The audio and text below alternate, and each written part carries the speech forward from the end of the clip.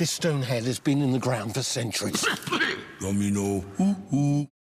Look at this. We're going to sabotage together. Let's cause some chaos.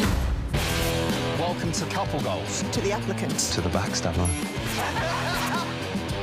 Saturday nights are made for mayhem. Celebrity Sabotage, available now on ITVX.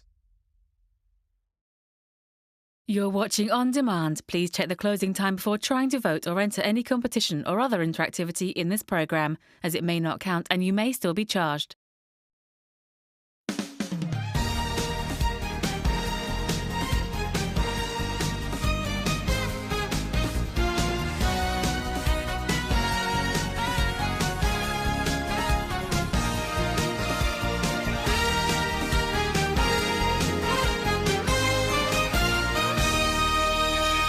Hello and welcome to your Wednesdays. This morning it's Hump Day. Yeah. Is it Wednesday today? Yes, it's Wednesday. Because Monday Hump day. was only an hour. Didn't feel like a real day. Yeah, but yesterday felt real, didn't it? Oh, man. It felt Did it really ever? real. Well, they're lucky, aren't they? Because how long have they got us today? Oh, too long. Are you really that lucky? They are lucky. Well, let's see. Well, we'll do our very best to entertain you till 1:30. Got loads coming up. In just a moment, here you're going to be hearing why Oprah Winfrey is making headlines this morning after claiming that work-life balance isn't always that realistic. Discussing that with Tom Swarbrick and Janet Street Porter's with us today. Good morning to both Hello. of you. Lovely to see you. I'm so glad. I've never been on the show. Me with neither, Janet. Street. I'm excited. I know, you sort of roll the dice, Yeah, don't you? you don't know where it's going to go. What Janet's going to turn up today. Play. I love it already.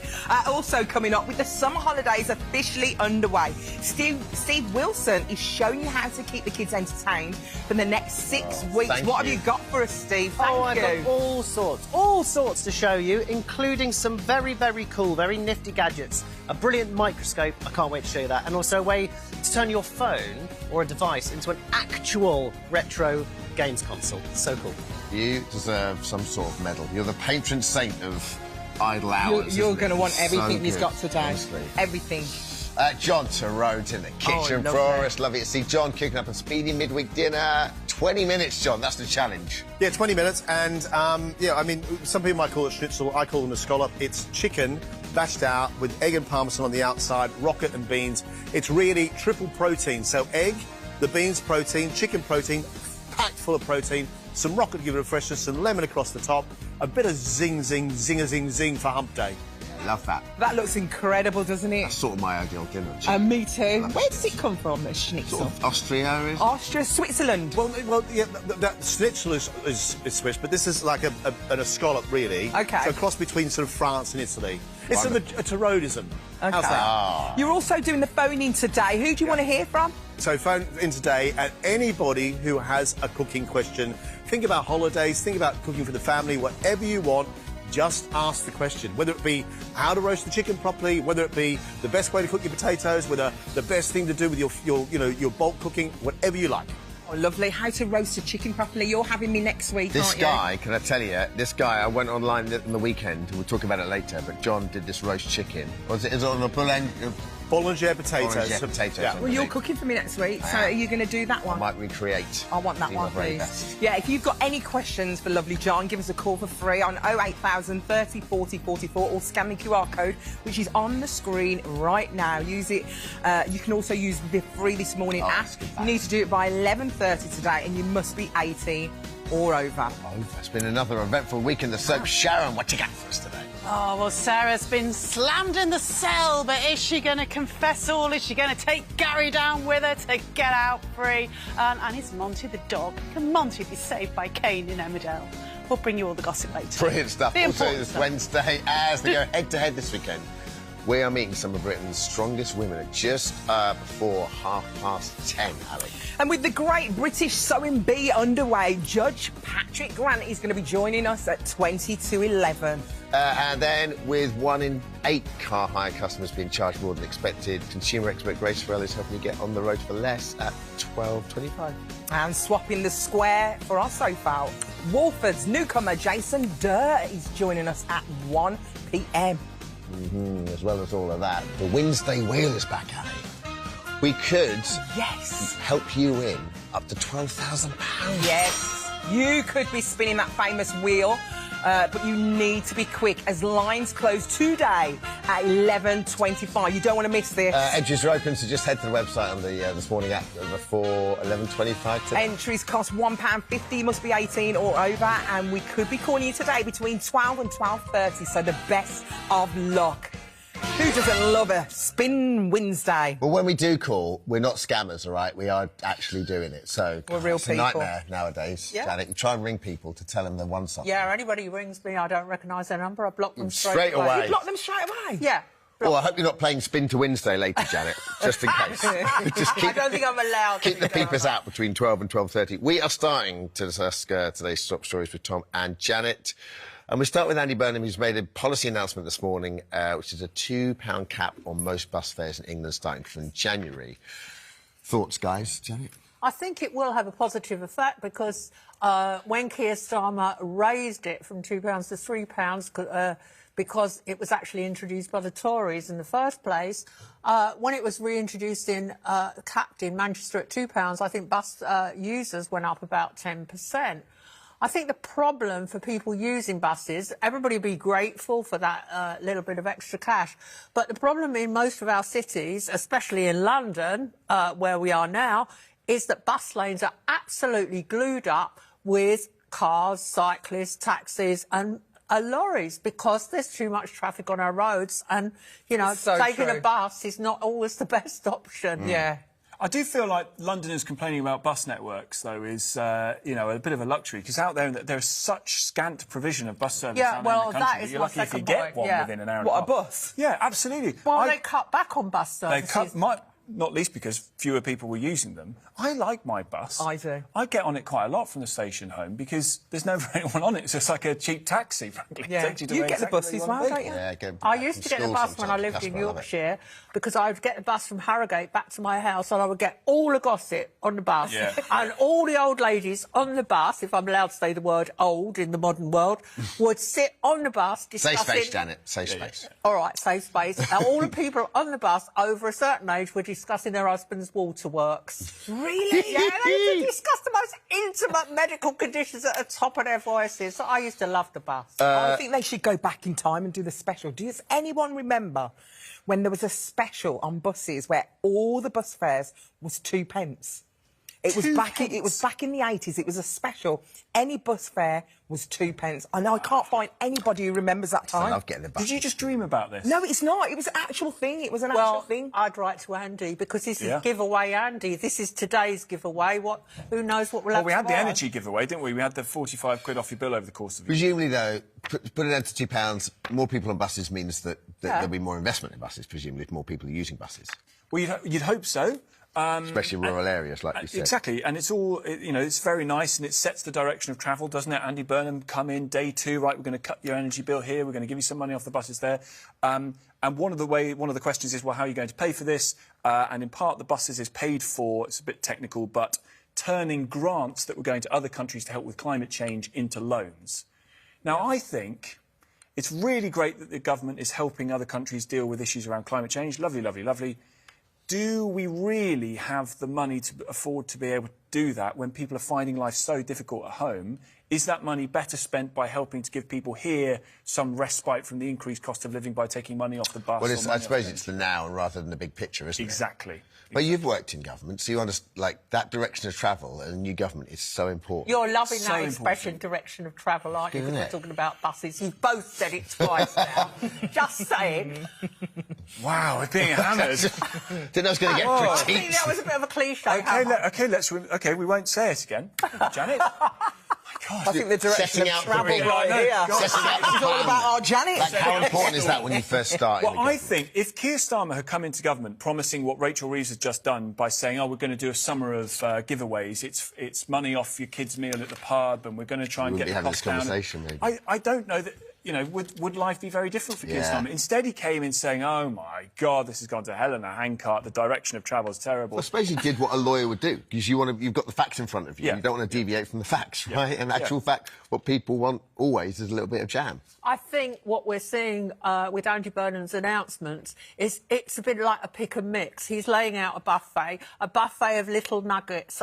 And we all know when you go to a party and you have a lot of food in little bowls, little nuggets of loveliness, it doesn't make you really full up. So we know... Well, you're going to go after the clichés. Yeah, I was going to say, hang on a minute, how far are we mixing a buffet? How far are we butchering this analysis? No, but what I would say, people want real fundamental change. They don't want a snack here and a snack there. I don't know if you're right. I don't know if you're right. They want changes to the tax system. No, I know. That's critical. But if you think about it, Starmer comes in, 450,000 kids out of poverty.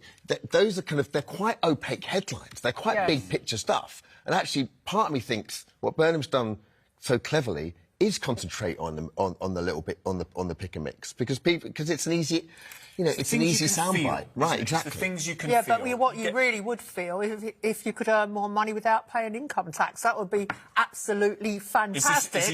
Is this your crying call for someone in Dubai to come and go, or no, Singapore what I'm or Hong saying Kong is raising the threshold that you start paying pay-as-you-earn would be the single most important thing he could do, and he's already said he's not going to do it. Right. OK, well, let's stick with politics and talk about the fact that Keir Starmer has actually gone... He's actually gone viral on TikTok because he's done... he's literally... Oh, it's Andy Burnham. It's Andy Burnham. Well, no, you're right. Well, Keir Starmer went on TikTok and did a Fast and Furious thing, didn't he, which we can't show. Yeah. And then Andy's been on TikTok as well. And he's released a video online showing him and members of the new cabinet as babies, as children. That's a versus Miliband. That can only be a Miliband. Now. Who else have we got? That's Shabana Mahmood. There they are. Yeah. So we're into it. This is a good idea already because we're into it. They're all holding their hands in a very defensive position in the video, aren't they? What I'm basically saying is, what do you think about politicians going on these trends with regards to this TikTok? Do you think it's a good thing that they embrace social media? I think you've got to be very careful because these people they're not naturally... born entertainers, are they? They're not performers. I mean, you don't want them to be, really. You want them to be studious, dedicated, diligent people. So I don't mind a bit of it because it gets to a younger audience and people get to know who they are, and that's important too.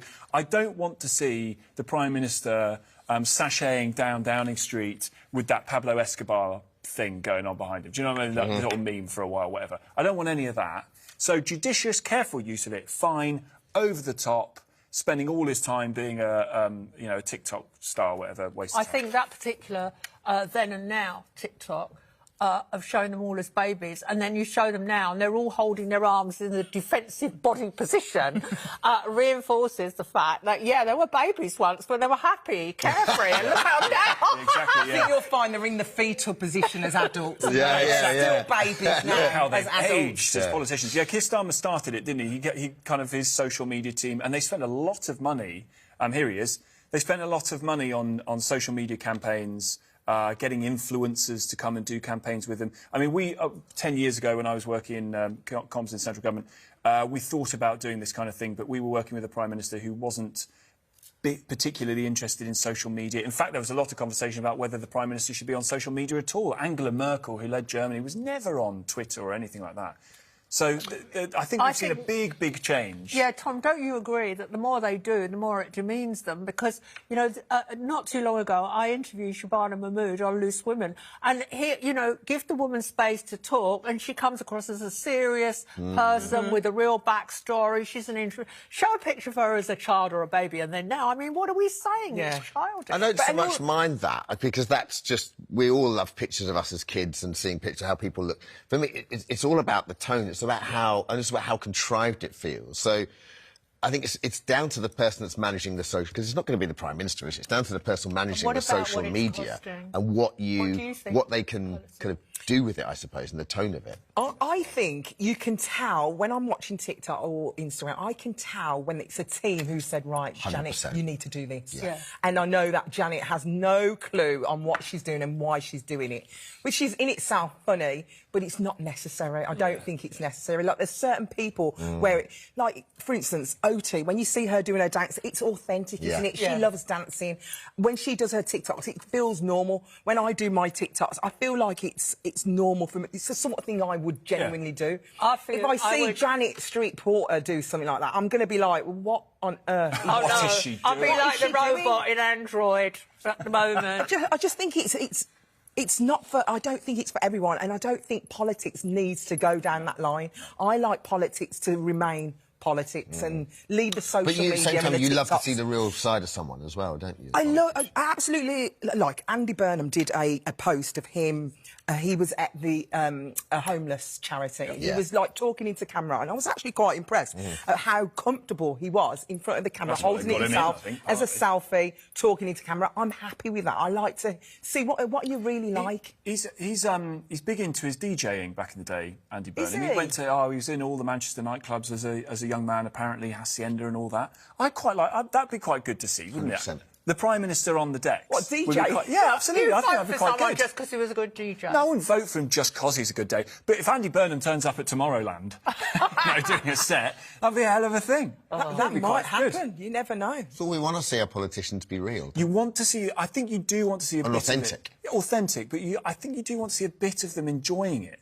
I think or at the least problem with the relaxing into lineup it. of the babies is that Ed Miliband, out of all of them, is the most socially inept and almost gauche. I mean, he's not...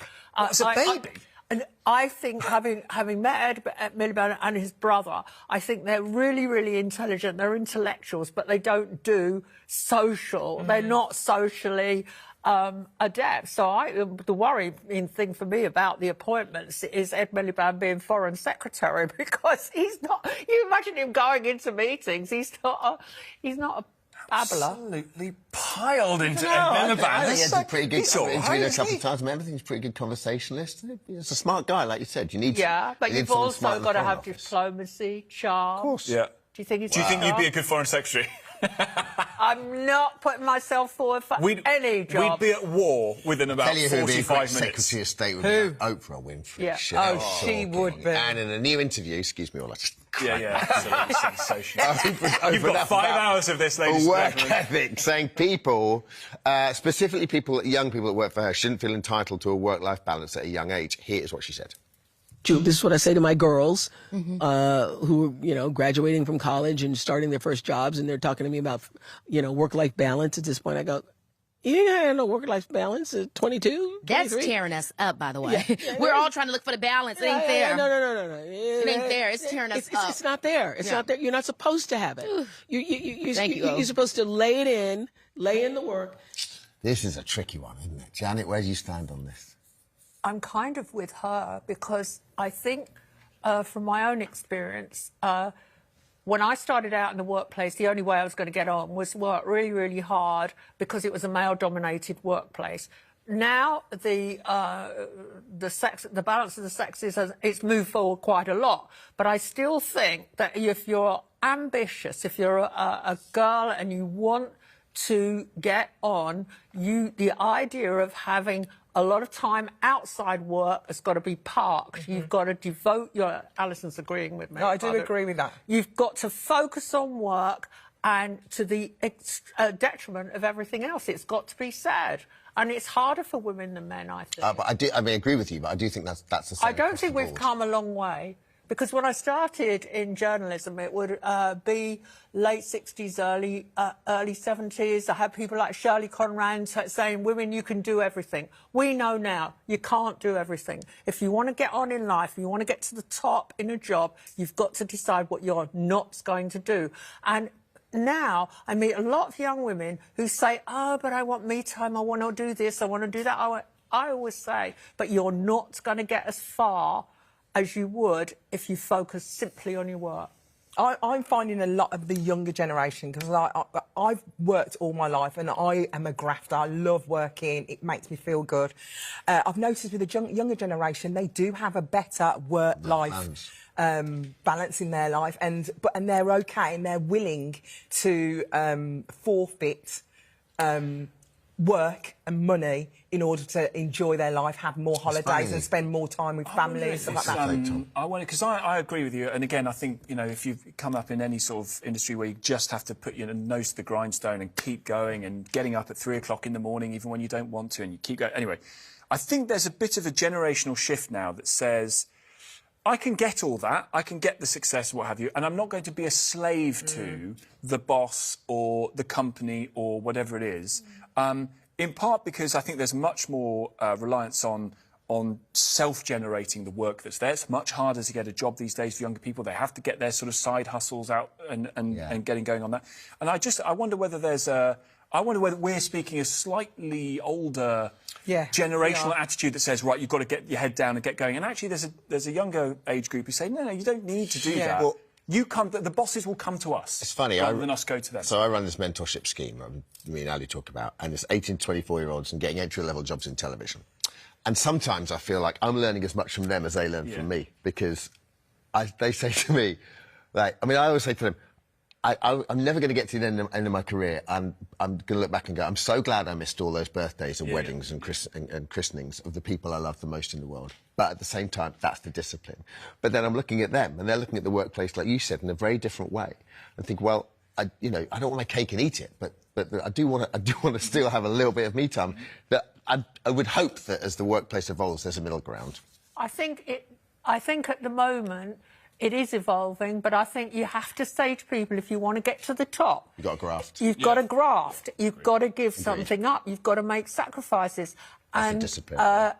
As Alison has said, more young people are saying, I value my hobbies, I value my own time, I value my time outside the workplace. And what I'm saying is, great, nothing wrong in that, but you won't get to the very top. You have to make that. And you've got to be OK with that. Yeah. You've got to be OK with that. With it. Yeah.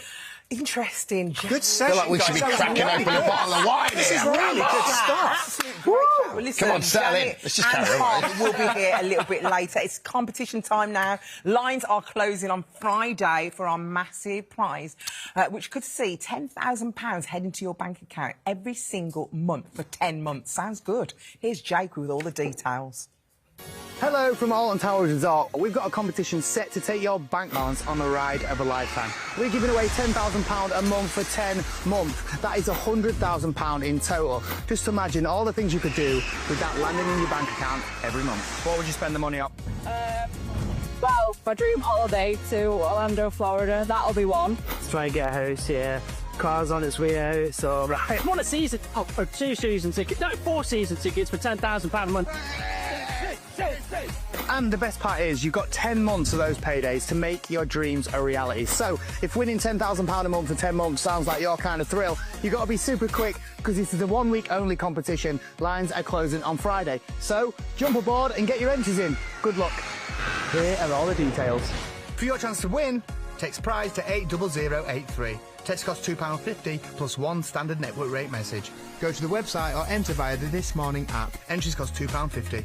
Call 09076 190083. Calls cost £2.50 plus your network access charge. Or post your name and phone number to CD30 PO Box 7558 Derby DE10NQ. Entrance must be 18 or over. Lines close on the Friday 24th of July at 4 p.m. We may call the winner live between 7:30 a.m. and 1:30 p.m. after all entry routes close. Good luck! All right, coming up next, we are meeting 3 of the women going head-to-head here this weekend in the hopes of being crowned Britain's strongest women. That's coming up right after the break.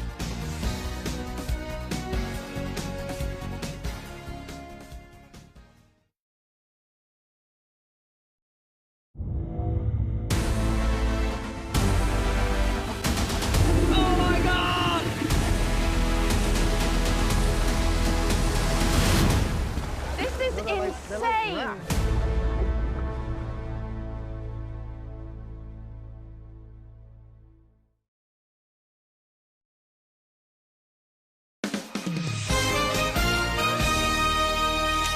Oh, welcome back. Now, this weekend, our next guests will be going head-to-head in the ultimate test of power and determination in the hopes of being crowned Britain's strongest woman. All right, joining us now, reigning champ Lucy Underdown, who's hoping to secure her 3rd win in a row on Saturday. Naomi Hadley, whose day job sees her work as a support worker. And this year's oldest competitor, Claire Myler. Morning, everyone. Morning. Hello. Morning. Thanks for coming in. Thanks for having us. Breaking up the training. You're eating your chicken today, the lot of you. Oh, we're all chilling this week, just getting ready for the competition on Saturday. So we just, all week this week we're just resting and we don't have to do anything, so it's nice and chilled. Must be the best week. So you're all competing. You go off to York this weekend, and you're all mates in real life, but you're now going to be rivals on the weekend. How does that all work? Do you become rivals? I think initially, we all like have a laugh and stuff backstage and that, and it's only when you hit the platform that it gets serious. We're all very good friends. Like there's no hate, or I think I go out most times holding the other person's hand that I'm going against. So we all cheer each like other on. High fives. Family. Yeah. Well, you're all making sacrifices and doing what you love. What does the competition entail? Like, how many disciplines are there? So there's 5 events on the day. There's a monster dumbbell overhead. There's a... Good God, hang on, stop there. The monster dumbbell overhead. How hard is that? Not doing that. It's 2 reps at 40 kilos, 2 reps at 50 kilos, 2 reps at 60 kilos. Oh, my God. This is all one-handed as well. What? And then a 70-kilo giant dumbbell at the end, if you feel brave enough to... All in one day? All in... Yeah. That's just one event? That's the first event. That's And what are the other 4? So you've got... farmer's carry. So we have 2 giant anvils with handles that we have to go up, turn round and come back with. And then... We've got stone to shoulder, which I think is the best one. She's very good at it. It's like a really big Atlas stone that you have to get from the floor to your shoulder. Oh, for my reps. goodness. Got constant scabs on my chin. You do hit yourself in the face a lot with it. Oh, my goodness. And, Lucy, you are the reigning champion right now for the past 2 years, so you're hoping to get a 3rd. A 3rd would be lovely. I'm really excited. I think it's going to be good. How do you juggle this with your normal job? Well, you're a police officer in the daytime. How do you juggle the training with your normal job as well? It's really difficult. I've learned over the years. I've done this for 8 years. I've been a police officer for 12 years, so I've had to learn as I've gone, and I've just basically realised that you can't do everything. Yeah. So I have to listen to my body a lot, and I have to just know that I've put the work in previously, and my strength is there, and it will carry me through. I have to just try my best, basically, just to fit it all in with the shifts and stuff. But luckily, work are really supportive. So. What about you guys? I'd say that I do all of my sessions, but if I'm honest with you, that'd probably be a lie. I try and get as many of them done as I can, but I've also got kids, and then I have to go to work, and my job's quite mentally taxing if it's not physically taxing. Do they know that you do this? Yeah, well, they do now. Yeah, I only told them yesterday. It's like, guys, I'm going to be on TV. What for? Oh, I do this thing, and I'm like, what? And they didn't know. No, I don't really just randomly bring it up unless it comes up in a conversation, to be honest. Brilliant. You all must be so tired. Always, yeah. And they're saying that you're the oldest. I am. Contender. You look amazing. Oh, thank you. You look so young. I don't think we need to put that onto the, Where do you normally rank when you come there, being a mature lady? So last year I came 5th, which I was really pleased with, because obviously not only being the oldest by quite a long way, but we're all in the open category, so we all compete. And size and How much everything. Is that you pull in there? That's 300 kilos. 300 kilos? So you all compete in the same category, even though there's, difference in your ages and weights and stuff? For this competition, yes. When we go to World's Strongest Woman, we get to compete in different categories, so age categories. So I compete in Masters, and last year sort of did a pretty cool challenge, and I competed in both the over 40s and the over 50s. And won both of them, so double world champion. Yeah, she did. Yeah, Claire is absolutely insane. She also did it the year before and podiumed in under 82s. In the under 82 class as well, against all the young girls. Yeah. How do you get into this, and what advice would you give? There might be girls watching at home going, you know what, this is what I want to do. Never mind the girls at home, I'm inspired. How do I get involved girls at home, or in the studio. How How do you get people, involved? what's the first steps for this? Because I imagine it's quite like any gyms can be quite an intimidating atmosphere to walk into. I think all gyms are intimidating, but I think what you need is when you get over that first entry into a gym, what you realise is nobody cares about what you're doing. They really don't. Like, you just go and do your own thing, and you're all there for a reason. I think we've all kind of fallen into the sport. Like, this was like a hobby for me to take away the stress of the job, and I'd like never wanted to compete. I used to be a discus thrower before, so I trained like my whole life as a kid, and I was like a national level discus thrower, and then all of a sudden, like, when I gave that up, I was like, I'll do a little bit of strongman, and my gym kind of coerced me into a competition, and then that was it. I did one competition, I was like, the next one I think I came second at Britain's Strongest Woman, so I was like, actually, this is something that I really want to do. But it's a great sport to be involved with.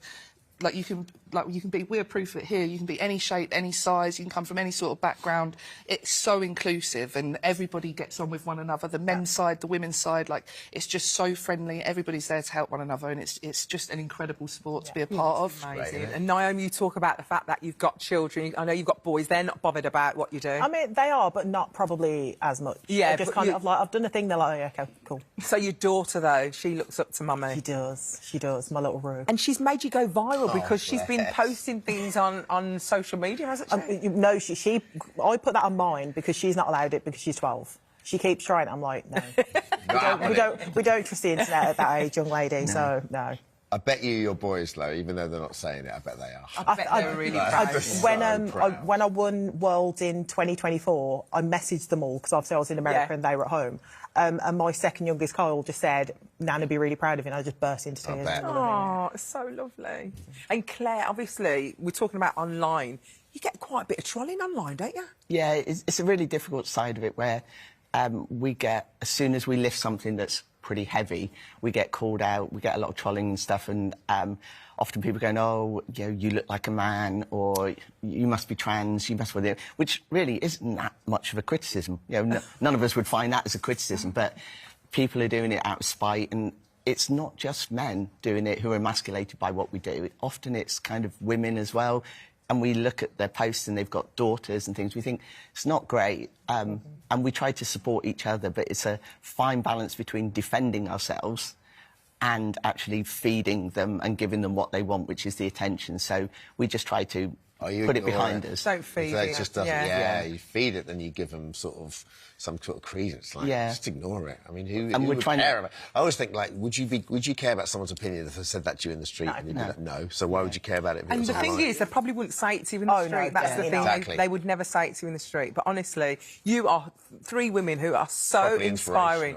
And I know, Claire, you've got a partner who also does this, and you're newly engaged. Yes. Lucy. Let's have a look at a little picture of him. Come on, oh, there he is. So they must support you. It must be so lovely when you're going in for a competition. It's so nice. They've been through what we've been through. So Johnny's like 2 times Ireland's strongest man. So but he's been retired for a little bit now. But he looks like he's good farmer stock, doesn't he? Yeah. Look at him. He could pick you up. I know him from the old country, definitely. And it's great having a partner that actually really supports you, because he puts all his training aside to help me at the gym, and he'll just prioritise all of my stuff for just to get me over the line, basically. So he's got a big job to do on Saturday, keeping me calm all day, and I'm sure I'm going to take my frustrations out on him, so I apologise already, Johnny, I'm sorry. I love it. Well, Naomi, I'm going to come to your what we sign up for, girls. We're coming to Birmingham. Naomi's in Birmingham. I'm going to go to her gym and work out. Yeah, we need to take you for a strongman session. I feel like I legit think you'd love it. Yeah, you would love it. In what seemed like a great idea yesterday, we are going to put your strength to the test in a game of tug of war. So this is Britain's Strongest Women versus the This Morning team. We have rallied the troops. I thought, some of the bigger cameramen guys, we might be in for a cracker. And I saw our team, we're like, oh, no, we're done. So if we would, please, ladies. Let's go over to your commentator. Yes, even though you should be Come on over, ladies and gentlemen. Welcome to the morning tug... This morning tug of war extravaganza. Ladies and gentlemen, we have on our team over here the world's strongest woman, Lucy Underdown, and Naomi Hadley and Claire Myler taking on the This Morning team. Dermot O'Leary, Alison Hammond, Steve Gray, Sharon, and at the back, John, who looks about as disinterested as it's possible to be. This is too many. It's not too many, it's enough. You need more, actually. In rehearsal, they absolutely smashed you. The rules are very simple, ladies and gentlemen. Get that ribbon over the line and you will be crowned the This Morning Tug of War champions. But there's too many of us. There aren't enough of you, Hannah. Look at the shoulders alone. Get your feet planted, ladies and gentlemen, on the bell. Let's get ready to rumble. Go! And we're on the way, and the Lucy Underdown's already putting through. Dermot O'Leary's practically not moving. And we're not quite there yet. The ribbon is over the line. It's over the line. Oh my God! It is over the line. Oh my gosh! There were so many of us as well. You absolutely smashed that. Well Dermot done. O'Leary says he works out regularly, but judging by that performance, more gym time is required. That was so good. Held her own for all of 2 seconds there, ladies. Thank you so much. We tried. Thank you, Tom, our commentator. Thanks so much, guys. Well done, Really Steve. well We done. tried. Perfect performance. Thank you so much. Can I stop? Oh, listen, after the break, No. that's enough of that because we've just totally been embarrassed. After the break, getting your knitting needles ready, Patrick Grant is here as he puts a fresh batch of amateur sewers through their paces in the new Great British Sewing Bee. He joins us right after this. Let's do another game. Right after the break, ladies and gentlemen, Rematch. for the next round of the break tug of war. Let's get it going again. And action. The Langham London, Europe's first grand hotel, must stand out in a crowded 5-star market. At the Langham, it's pink, pink, pink. Providing luxury for 160 years. Inside the Langham, Britain's first grand hotel. Available now on ITVX.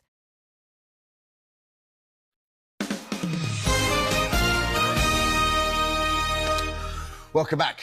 You warmed down yet? That was quite I feel great. I feel like I'm buzzing. I'm invigorated. That was so great. Definitely. Oh, we don't see it again. Thanks, guys, for showing. We were trying. Thanks for the ultimate We were humiliation. trying. Just for a second, I thought we were. I thought it went still. Yeah. It was That was great. the What moment. was Steve wearing? What was Steve wearing? Don't know what anyone was wearing, to be honest. John Tyrone had headphones on. That was so weird. Grace Farrell weighs 2 stone. Steve was did wearing nothing. goggles. Sharon Sharon was was at hiding. least in flats. Yeah, that was so much fun. Now it's time to dust off the sewing machines and get your tape measures ready because the Great British Sewing Bee is back. Yes, and this time there's new twists and turns in store for the newest group of sewers. Never sewn a fishing net on a skirt before, weirdly enough. It's going to look a bit messy. But nets are a bit messy, aren't they? As well as delivering on the brief, Yeah, they look good. I'm happy with those. Yeah, that's great. Patrick and Esme are expecting the outfits to fit flawlessly. It looks as if it's not fitting, that there's a wide band that's going to go around the arms. Oh my God, the sleeve's perfect. Oh, I'm so happy. Yeah, I'm so happy. It's actually a lovely length. Very happy with that. That's okay. That's a little bit off, not quite symmetric on the back, but that'll be fine. Who's going to notice that? Judge Patrick Grant joins us now. It's so lovely nice to have to see you, Patrick. Lovely to be here. 12th series, I can't believe we're at the 12th series already. I mean, what can we expect? Is there going to be much difference? I like it when they keep it classy. Well, I think there's a couple of new things. I mean, always the odd new week. We've done some team challenges, which is kind of tricky. A bit more like in the real world, if you were working in a costume department at a theatre or a fashion atelier, you'd have to work in a little group. We've never done that before, so that's new and kind of real and good and fun and works out all right. We did, I don't know if I can say what we did, but yeah, we did, there's some fun stuff we did. We did a Mexico week. Yeah. Always fun. We've been all over the world, but, I mean, we devised this challenge, 12 months ago? And then there at England in the World Cup in Mexico, one of the finest moments, so we timed that beautifully, you know. But yeah, lots of good stuff. You, inspired by the talent that keeps coming through. I am. You've been in this industry a long time, so you know that there's great talent in Yeah. this country when it comes to designing and textiles and stuff. I mean, there is somebody in this series who has absolutely put, you know, goose pimples on, you know, I get goosebumps. Esme and I are the same. There's somebody here that is so talented and so amazing and did not know it at all. And the things that they produce are so extraordinary, they literally brought us to tears. We did a proper Keith from Pottery and wept a couple of times.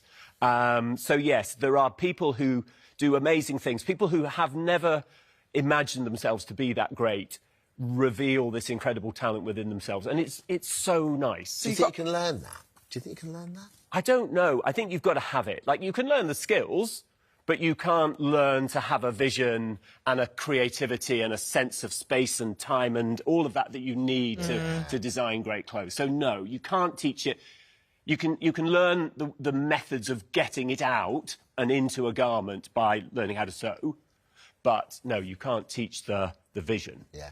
The essence of the show is the sewers, though. For me, you've got a 100%. soprano, you've got a barrister, teachers. We've got all sorts. Engineering students. Yeah, I mean, and this is the wonderful thing, because many of our successful sewers come from careers that you don't imagine to have any creativity at their core. But everybody's got it in us. You know, I think we've all got something creative in us. And what the process of going through Sewing Bee does is allow you to feel the confidence to put it forward. Did the soprano give you any notes? Well, I mean, she sang Pink Pony Club once, which was pretty banging. That's so I guess good. you do see the crossover with Bake Off, don't you? It's maybe the same production again, but it's that notion of people's, like, this untapped talent that people have that suddenly you can, you know, come through. What I love about Bake Off and Sewing Bee is you have that. You can imagine, like, especially kids at home, having that inspiration and having those ideas without any kind of way of properly expressing that. That's what I love, is you have that kind of great chrysalis moment. Yeah, we do. And I think that what's really, really nice now, having been on for 12 seasons now, is that there are people who grew up watching the show who have now become contestants and only learnt to sew because they watched and loved the show and asked for a sewing machine and did some lessons, and then one thing has led to another, and now, I mean, we had a winner a few years ago who had only learned to sew because he loved the show. That's nice. And they're amateurs, but the things that they're pumping out, you could see on a catwalk, couldn't you? Well, some of the stuff they create is absolutely extraordinary. I mean, there've been some incredible moments, but yes, I mean, there is some real talent. Yeah, so, and somebody this year, I think, is the best person we've ever seen. Is this year you made them design stuff for themselves to go on a catwalk? Well, they had to do, so normally the first week, the Made to Measure challenge, obviously, normally they are making it for a model. This year they had to do it on themselves, which is something a lot of people do at home, because quite often you'll be making for yourself, you might have a pattern for yourself. So in that way, it's sort of easier, but actually pinning it on yourself and marking it is obviously, if it's round the back, it's bloody difficult. We've got to talk about the brand new host. Yeah. Yeah, I mean, Bake Off have had some OK hosts, but it's been bangers on Sewing Bee. Yeah. I mean, Claudia, Joe, Sarah, briefly Kyle, and now the incredible Sophie, who did the whole thing with, you know, most of a baby inside her. I mean, she was almost fully due at the end of the series, and she just brought this amazing energy. I mean, she's brilliant, isn't she? I loved Alma's Not Normal. Yeah. I mean, if anybody hasn't watched it, it's on the iPlayer and it's amazing. One of the best comedy, you know, one of the best comedy creations we've ever seen, and she's amazing, and I loved working with her. And obviously being known as the equivalent to our Paul Hollywood. How do you feel about that? I mean, does it? I mean, I feel like I wish I had the dosh that Paul gets over there on Channel 4. Oh, you're doing all right. You've had a good year. We're all, you know, I mean, I'm not hard up, but it's, you know, I'm not driving. We'd all have a little bit. And broadly, overall, Patrick, you know, you still work in the fashion industry, and you know, what's the... Yeah, Community Clothing is the business I run. I've been running it. We're almost 10 years old now, and, you know, over the time, we started it to try and preserve and sustain and create jobs in our industry, in the textile industry in the UK, which, of course, is a huge deal. You know, we're globally known for amazing clothes and textiles. It's suffered and suffered and suffered over the years, and we started Community Clothing to try and keep these factories going, produce great clothes at a good price, and we're almost 10 years old. And, you know, we've created well over 500,000 hours of work now. Right. We track that. We're at 600 and something thousand now. So it's something I'm really incredibly proud of, and... you know, hopefully another 10, 20 years from now, we can be looking at having preserved and sustained, you know, thousands and thousands of jobs. Because it is an incredible industry in the UK, isn't it? Yeah, we still make the best textiles. You know, you look at places, you know, you look at Chanel, you look at that classic Chanel jacket, that's... The tweed for that is made in Cumbria. You look at, you know, you look at Prada and Tom Ford and all these amazing, Vuitton, all these guys. You know, their jumpers are being made in the same jumper factory in Scotland that our jumpers are being made. Yeah. You know, we have the best stuff. We just need to support it and find ways of, you know, helping get it back up where it deserves. What tip would you give someone at home?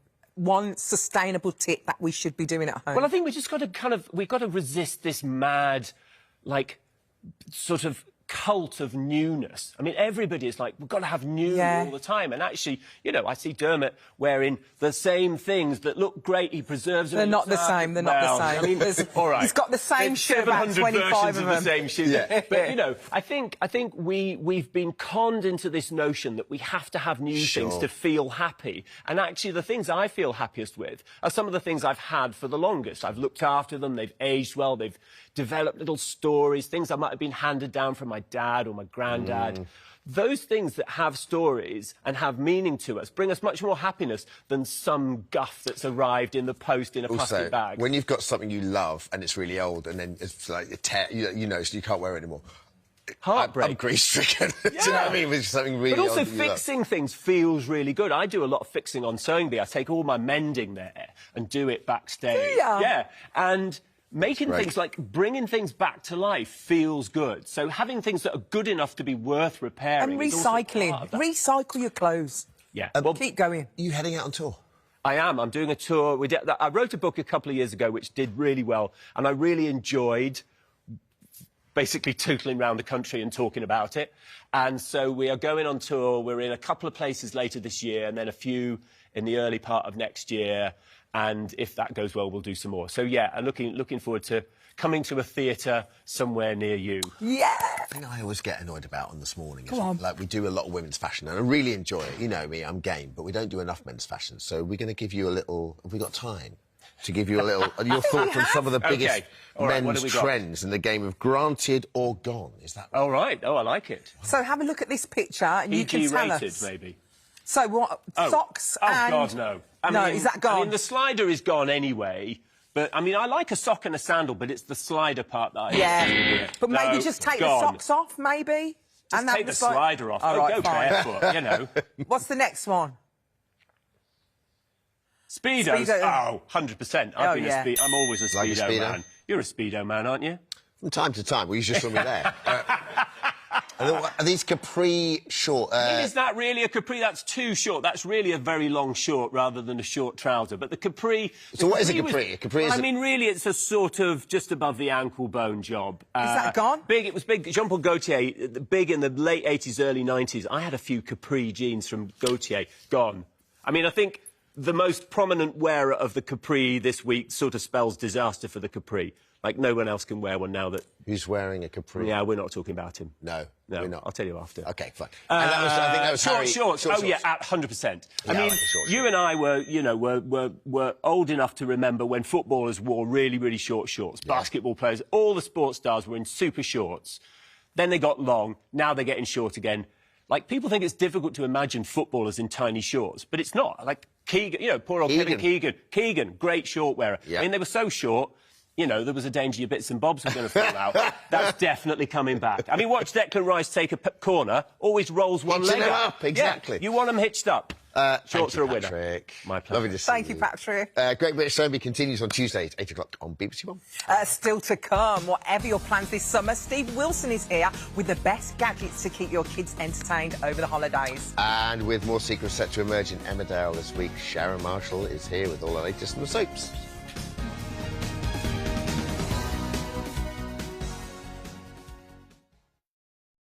What's going on? Thomas Hawley, low-level smuggler. Do you know him? I can't help you. You think you can just walk away with drug money and nobody's gonna come find you? Oi! I've got everything under control. If we find the kids, we find our package. Did you catch the bad guys? I always catch the bad guys. The Murder Line. Available now on ITVX.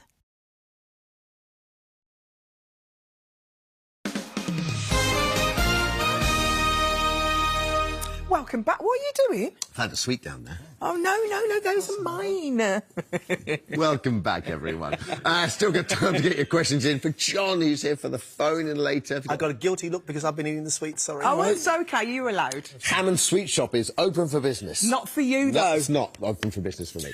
Got a cooking query, or you need some inspo, Ace taking your calls?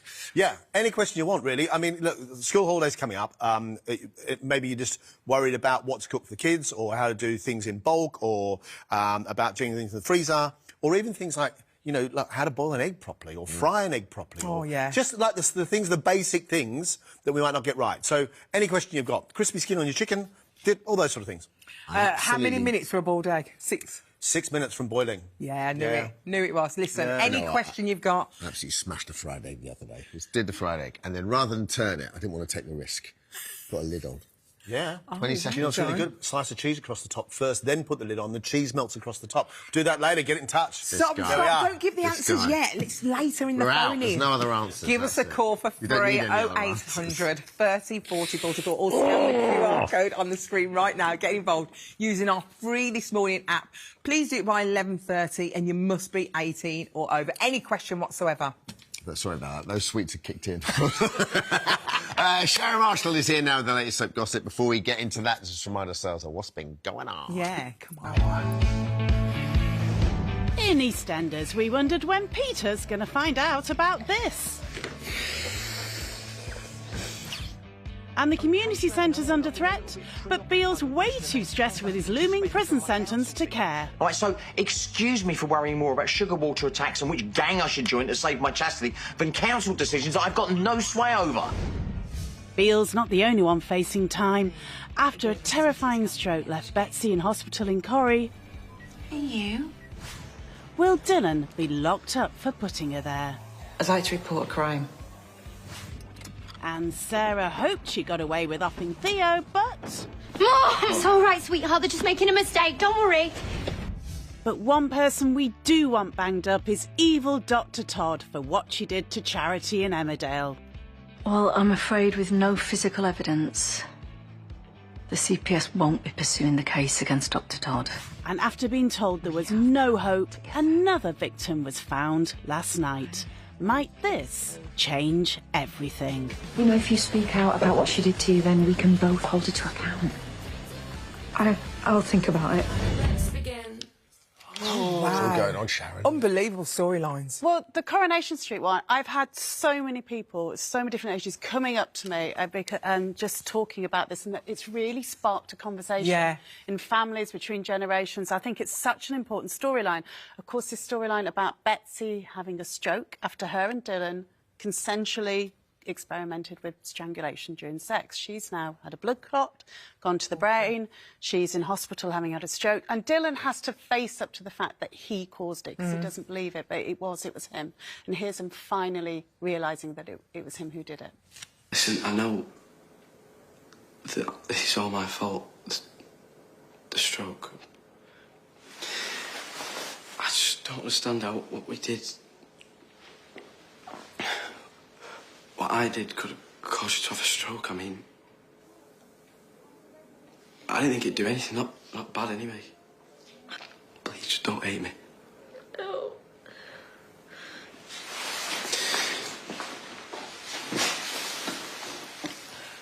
I want to make this right. Please just tell me how I can make this right. Elizabeth Swain. I need to talk to Elizabeth, so if you could... Yeah, of course.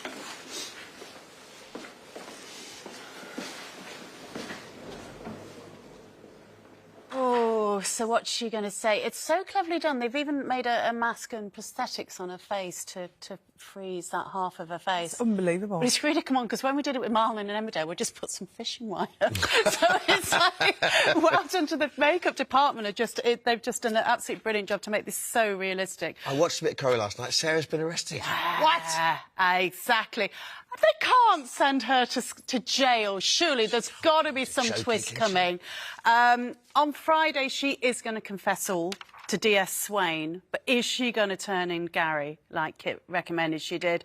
Or is there some other twist coming up? They have, I mean, they've got so many killers running about in Corrie. I mean, people do get out of jail, see Tracy, you know, it's fine, they can come out. But, you know, what they're going to do to get her out of jail. Jodie's an interesting one to look at, because, of course, it's all going to come out by that mysterious trinket box, and she, of course, attacked her. So what's happening there? I was thinking that last night. I was thinking, God, those poor police officers must go, Coronation Street, again? Oh, how many murders? I love it. How many murders Get on over the there. officers? Let's go to Emmerdale, where Kane is determined to save Monty the dog. By the way, Monty the dog has been very well looked after. They've even got a stunt Monty the dog to do. Really? They've got like a little toy Monty. So him in the fire wasn't really him. Here he is. This is Monty the dog doing real acting. Do you want me to come with you? We could go for a coffee first. I want to get there early. OK. Kane, I know how committed you are to this. Just remember that the results will probably be the same. Yeah, well, this vet's an expert. Yeah, it's just Monty's cancer's really far gone. We're not giving up on him, right? Well, we've still got options. No, no. Of course not. And it's only right that we get all the advice we can. I'm just trying to manage expectations. Yep. Come on, mate. Let's go. Off we go. Kane. What a great doggy actor. I know, but if they kill the dog, I will cry. Oh, no, they're not going to, are they? Oh, I don't know. It's very, you very can find poorly. out, Sharon. It's very, very poorly. Let's put it that way. Lots of people hiding secrets, though. Yes, Poor Monty, the Serena. actual dog, is like, well, not poorly at all. I'm a dog. Let's go for a run. Just goes on to another role into James Bond. Cute dog. We know Serena stole that USB. Oh, yeah, sorry, stop showing the dog. The dog's so Dog's cute. poorly. What's happening with Serena? More secrets about to emerge about her. And keep an eye on Dawn. Very jealous about Gabby and Billy. What will evil Joe Tate do if he finds out there's a snoggage coming up? This is a man that steals kittens. We'll be back with all the EastEnders to gossip later on, because we're going to be talking about Linda's hot new man, Clive, of course, played by Jason Jason Dunn. We're going to chat with Jason as well. Yes. You know, he's going to be on the sofa, He is indeed, He swept her off her feet last night. Oh, I'm so excited. The new heartthrob. Oh, it's exciting. Well, listen. Thanks, Sharon. Coming up next, how would you feel about having a venomous snake or a crocodile as a pet? Yeah. With calls this morning to ban wild animals as pets. Tom and Janet will be back after the headlines. See you soon.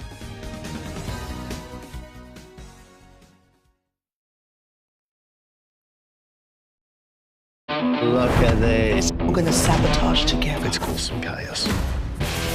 Welcome to Couple Goals. To the applicant. To the backstabber. Saturday nights are made for mayhem. Celebrity Sabotage. Available now on ITVX.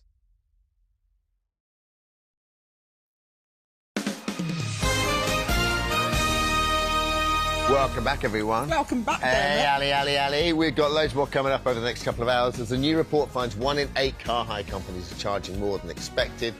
Consumer expert Grace Farrell is here showing you how to save moolah on the roads. There she is, yes. She'll be there later. Grace. Yes, I know. Yeah, I've got lots of information. Unfortunately, a lot of people are stung by fees that they weren't expecting when they hire a car. So I'm going to be telling you the best rated firms and also the extras that you don't need just to save a bit of money. Oh, lovely, Grace. We look forward to talking about that a little bit later.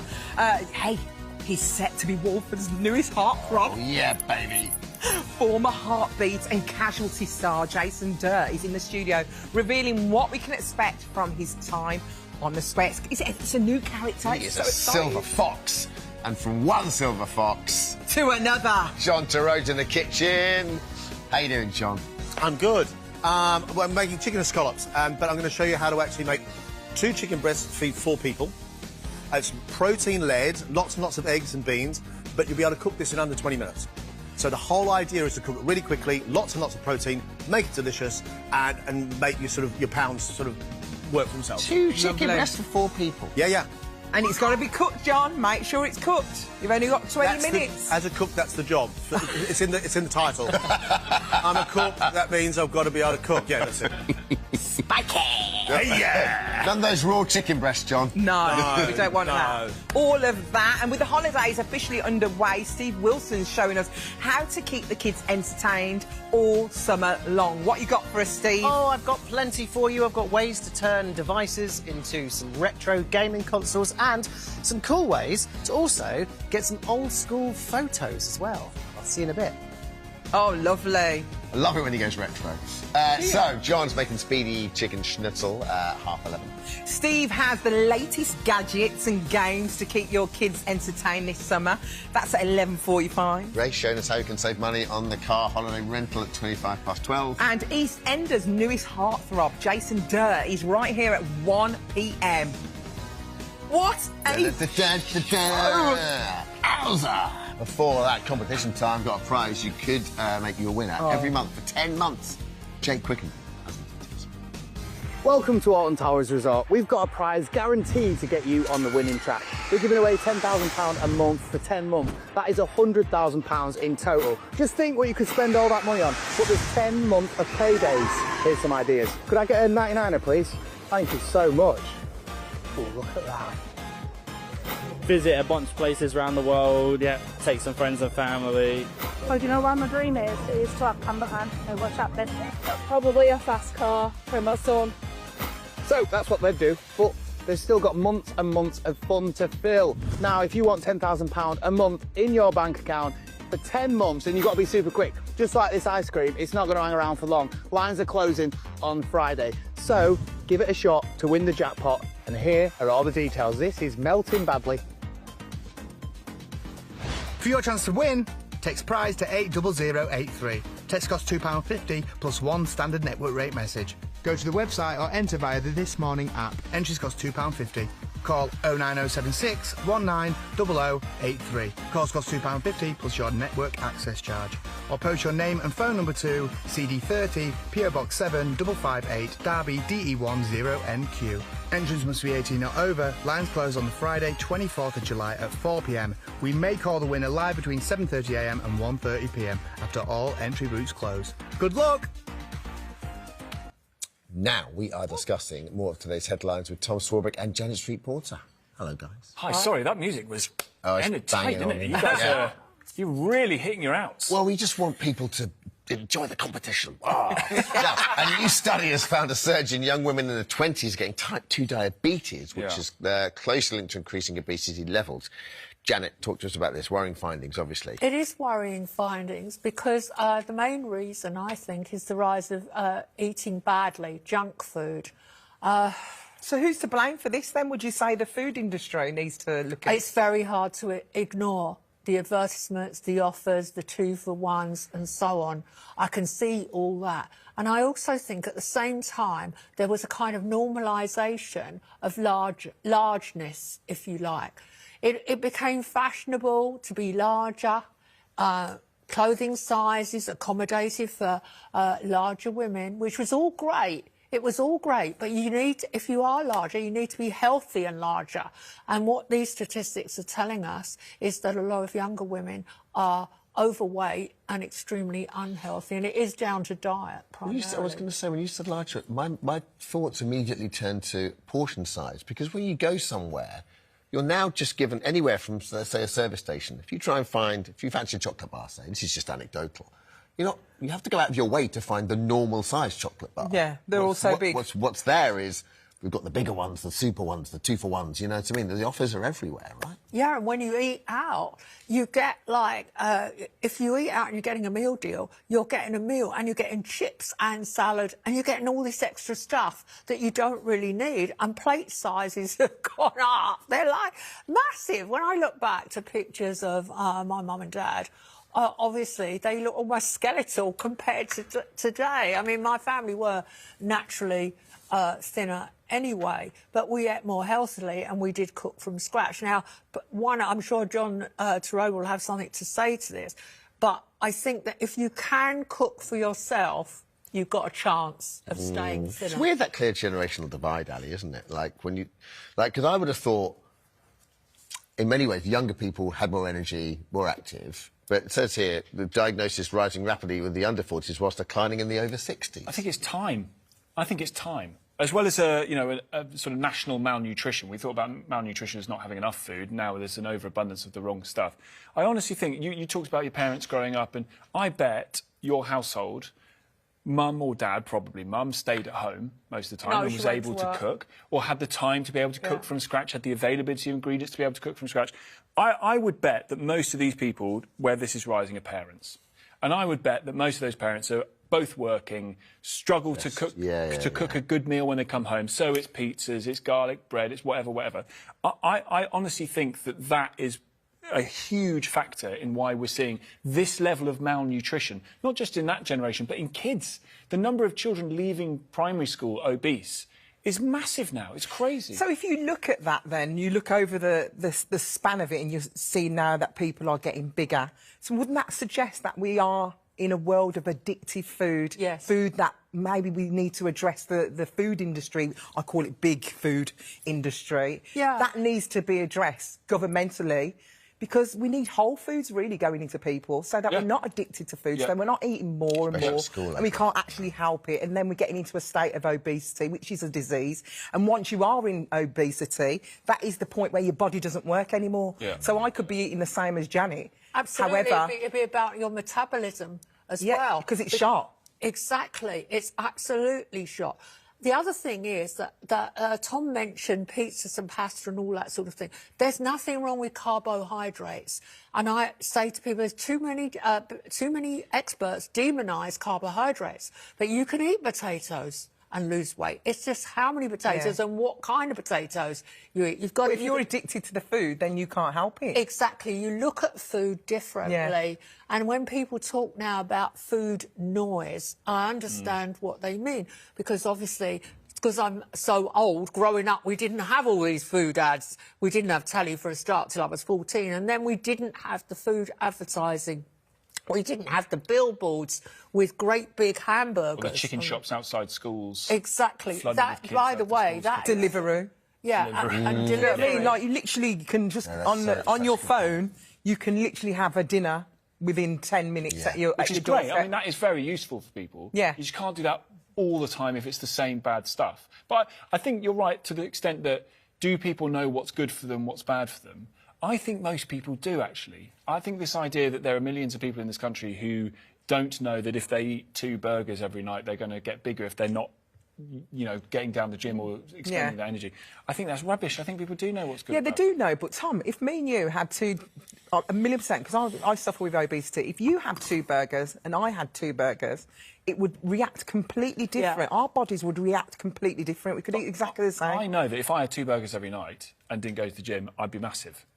And I think that there's an awareness of what you're eating. Tom? Yeah, absolutely. Honestly, I am at the stage of life where the dad bod is having to be kept at bay. So you'd look on the scales and, like, in 2 weeks, like, you could see an extra stone. This year, I have gone absolutely mad about. I log into AI what I eat every day. To find out what the calories are in it every day and try and log in what I do, whether it's walking or gym or whatever, or playing sport. This is totally obsessive. It is obsessive. I've got to keep the dad bod off. But I know, because my husband goes on and on about he says, I'm putting on weight, what can I do about it? And I say, get a smaller plate. Number one, eat your food off a smaller plate. Just don't have a big plate. Yeah. He looks at me. So true. Alison, he looks at me as if I'm bonkers. I am right, aren't I? That's smaller plate. Listen, but it's a huge deal. You have to exercise. You have to eat. You have to eat less. Like, you can have exactly the same, but you can eat less. You eat it in intervals, don't you? Yeah. You eat. It's hard, though. Or you just get on the jabs. In this life, it is hard. Yeah.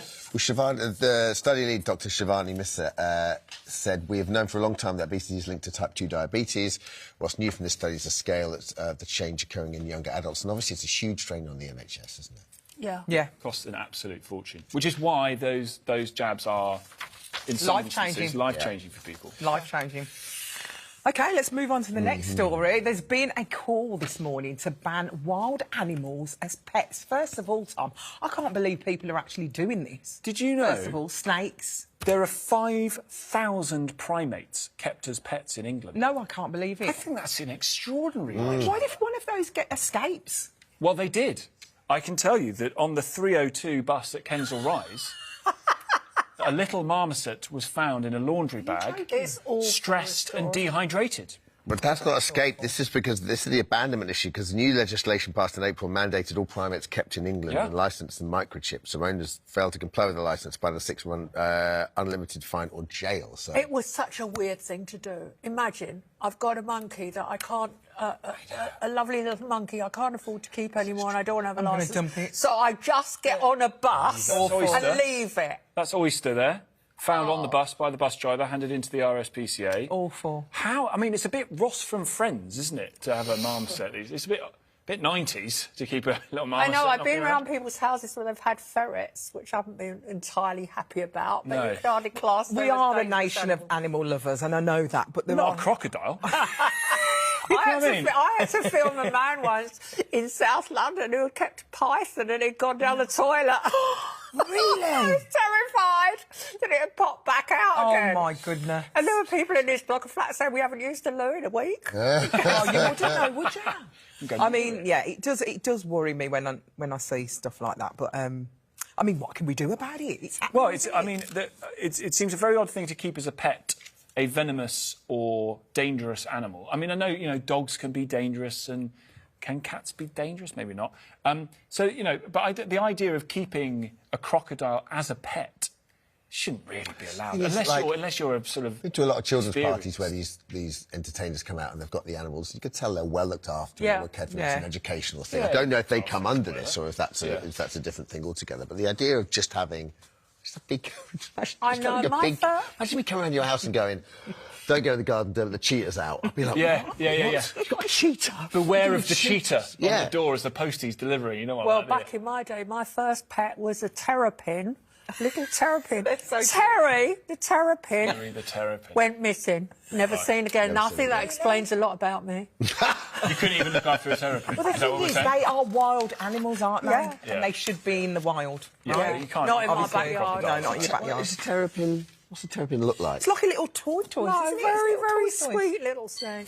Can it still be alive? Don't matter, I feel emotional. Could Terry be Terry's somewhere out still there? around.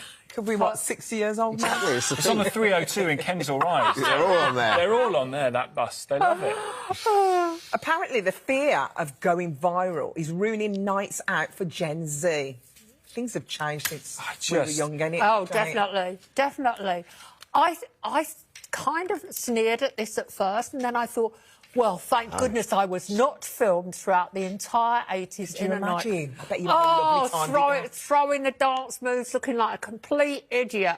As it is, all the photos of me from the 80s, I know, I look ridiculous, but I'm photographed Is outside. that you with the glasses on? That's me in the middle. Oh. Is that Bob Geldof? That's Bob Geldof, and that is my boyfriend on the right. Oh, look at you. her. Is that Marie Helvin? That's me and Marie Helvin. Shut up. I love God, Marie. you look One of my first gorgeous. crushes was Marie Helvin. No. I know, but these are quite sober pictures taken outside Quite the nightclub. sober. Quite sober, but the ones on the inside would be.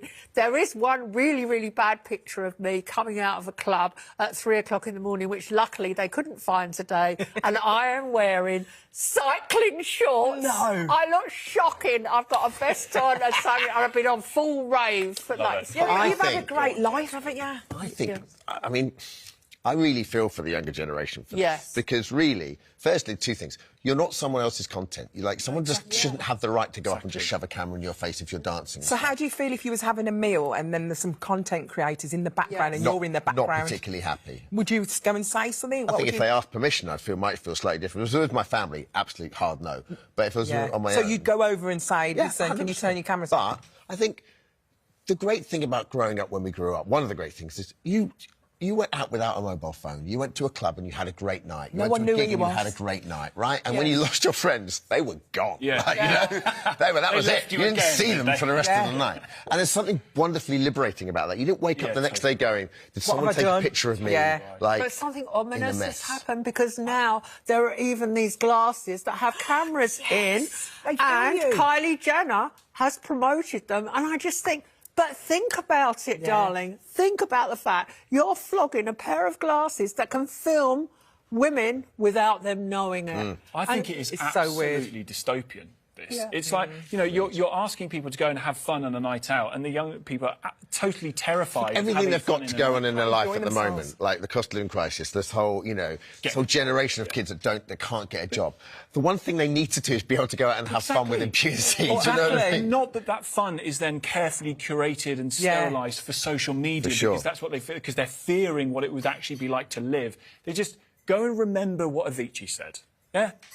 You've got to go and live once. You only get one opportunity to do it.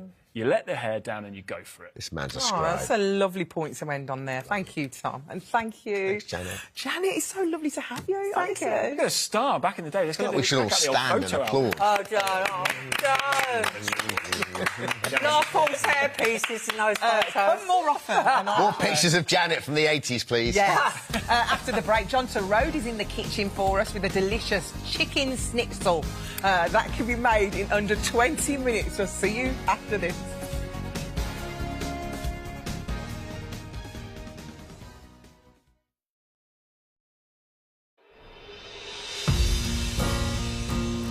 What I love about Italy is that different regions celebrate different foods. Buongiorno! This is chef heaven. Tom Kerridge Cooks Italy. Available now on ITVX.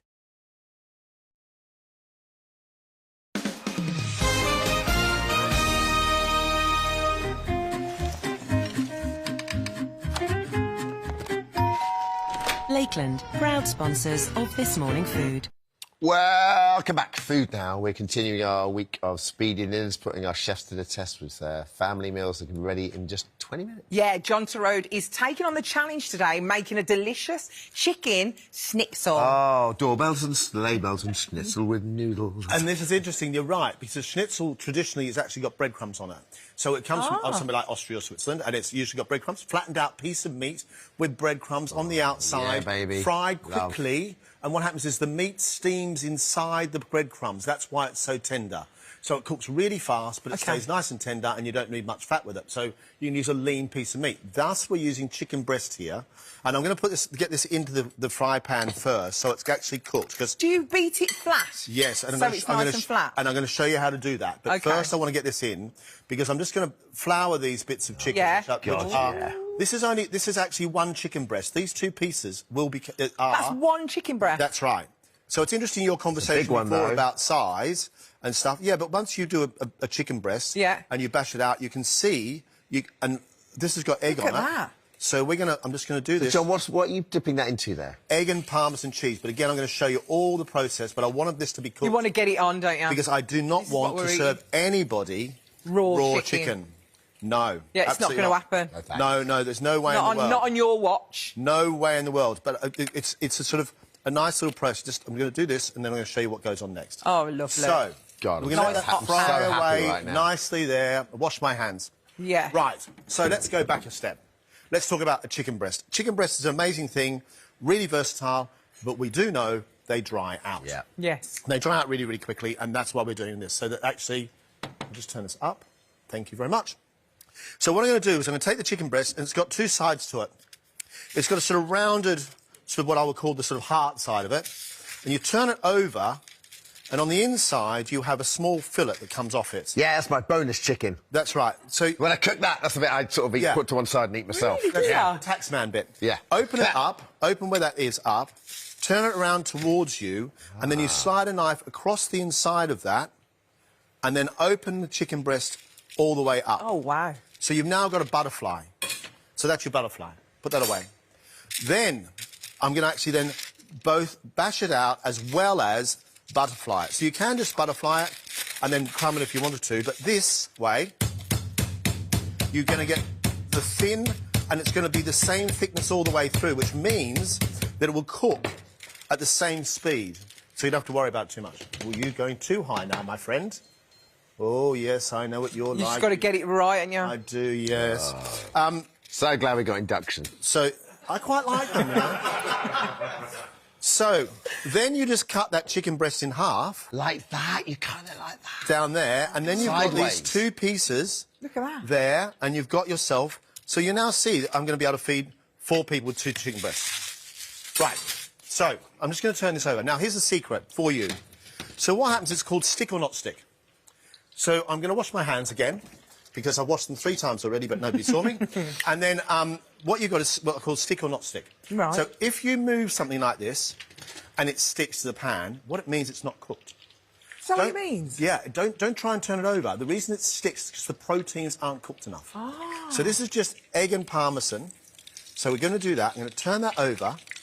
And you see, you've got this lovely brown colour. Can you smell that? It almost smells like... Parsley as well, John. Yeah, and it smells like an omelette. So the omelette mixture, which we're going to make, so I've done my chicken over here, a couple of eggs. Now, of course, the recipes are on the app. Beat your eggs. No breadcrumbs in this recipe. Lots of parsley. Oh, love lots of parsley. I think it's one of those underrated herbs. Love parsley. And then a good amount of grated Parmesan cheese. And what happens is the cheese melts. Yeah, it is. Huh? There's a lot of Parmesan, John. Yeah, we're loving that. but what happens, that then turns to a batter. So is that what you actually put in the chicken on? And that's what I just put in there. Oh, wow. So that's why it's so fast. It's, you're making an omelette and then covering the chicken with an omelette. So it still steams kind of thing, isn't it? Yeah, so what you've got is you've got a coating around the outside, and what is going on right now, as far as the reaction is concerned, is you've got this coating on the outside. So it's steaming. It's steaming on the inside, which cooks a lot faster. Yeah, but keeps it moist. Yeah, and then we've got all the flavour going to be left in the pan, and we're going to need that. So, we're going to add to this, because we want protein, beans. Right. Now, beans come in jars and tins. People throw the water away. Don't. Don't throw the water away, please. You want to be able to keep that water, because that's going to be really useful. You're going to take this, and this is now where I suddenly become a chef. So I start to baste this chicken and get it really done quickly, because I've just... What are you looking for? I'm looking for a pair of tongs. And then take this out, our, lovely escallop of chicken. Looks incredible. And then we're going to let that rest for a second. It does look like an omelette around the chicken. It does. So good. Now, I want to give all those bits of flavour in there. A little bit of butter. Yeah. A little bit of rosemary for some flavour. Vinegar, which will help to deglaze the pan. Well, you can give it a bit of a spit. Some lemon. Lemon. And then in goes your beans. With the sauce. With the water. And you hear this bubble away. And now what's going to happen is we've got ourselves... And the bean water actually just helps to thicken everything. Some capers. Turn our heat back up again. The vinegar would do the same job as wine, wouldn't it? That can... Absolutely right. Yeah, but I'm not, because I just don't want to use alcohol because I've got kids. Well, I mean, you burn the wine off anyway, so it's not too bad. But bring that up to the boil, and then add some more capers to that. That's fine. Come on, you come to the boil, my friend. And then what I do, and we've been doing this for years in restaurants, is you use something like rocket. Now, rocket's really peppery. It's like... It's got its own flavour. So this is wild rocket. If you taste that... I love it. It's just delicious. Then... Thank you. What you do is your beans are boiled. That's how fast that was. Those beans were cold. Into that with they're nice and hot. Drop your rocket in. Oh, nice. And just give it a little stir. Take it off the heat straight away. So it kind of wilts a little bit like spinach would. Absolutely. And brings the flavours out. Place out some rocket onto a plate. Lovely. A little wedge of lemon for you. A wedge of lemon for you. And then I get myself a spoon. This is less than 10 minutes. You've done it. You've actually done it in less than 10. Well, yeah, don't forget I'm an El Jefe as well. This is what I used to do in restaurants. That's my job. Do you miss that? I do occasionally, yeah. But, I mean, it depends. Doing a dish like this and you do it, say, 40 times in a night, you may not too. Yeah. That goes across the top, like that. A little bit more rocket. A squeeze of lemon. Oh, yes. There we go. And then you dig into that little corner there. Go for yours. There you are. I'll keep this for my lunch, because I absolutely love this. I don't blame you. This is delicious. And it's easy enough to do. But, again, you see the size of that portion. Now, that's half a chicken breast. Right? So look at the size of that. So it's actually quite healthy as well. It's great. But you've got beans, delicious. protein, chicken protein, eggs protein, all done in 20 minutes. Oh, my goodness. But see, for teenagers, that's great as well, isn't it? And beans. People like beans. Yeah. I love beans. I love you, John. I love both of you. This is really good, isn't it? That was amazing. Thanks, John. Pleasure, absolute pleasure. pleasure. So much. No Thank you. Wowza. For details of today's recipe, check out the Free This Morning app. Competition time now. Lines close are on Friday. I've still got my mouth full. It's Apologies. a massive prize. You could win £10,000 for 10 months. It's an incredible prize. Here's Jake Quickenden with all the details. Hello from Alton Towers Resort. We've got a competition set to take your bank balance on a ride of a lifetime. We're giving away £10,000 a month for 10 months. That is £100,000 in total. Just imagine all the things you could do with that landing in your bank account every month. What would you spend the money on? Well, my dream holiday to Orlando, Florida, that'll be one. Try and get a house here. Car's on its way out, so right. I want a season, or 2 season tickets, no, 4 season tickets for £10,000 a month. And the best part is you've got 10 months of those paydays to make your dreams a reality. So if winning £10,000 a month for 10 months sounds like your kind of thrill, you've got to be super quick because this is a 1 week only competition. Lines are closing on Friday. So jump aboard and get your entries in. Good luck. Here are all the details. For your chance to win, text prize to 80083. Text costs £2.50 plus 1 standard network rate message. Go to the website or enter via the This Morning app. Entries cost £2.50.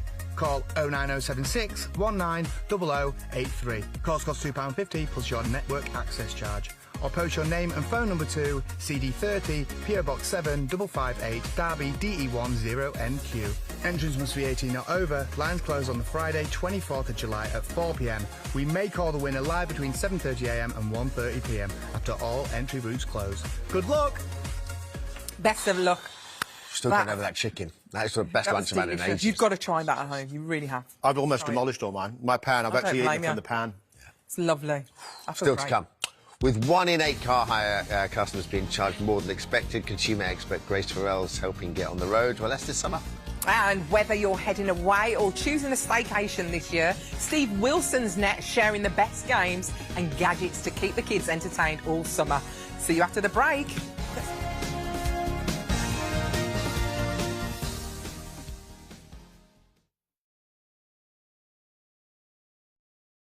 Here's what they don't tell you when you join a garden club. I can't believe we're bearing a body.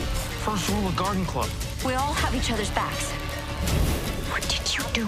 She would 100% turn us in. I don't think she gets the first rule of garden club. Grosse Pointe Garden Society. Available now on ITVX.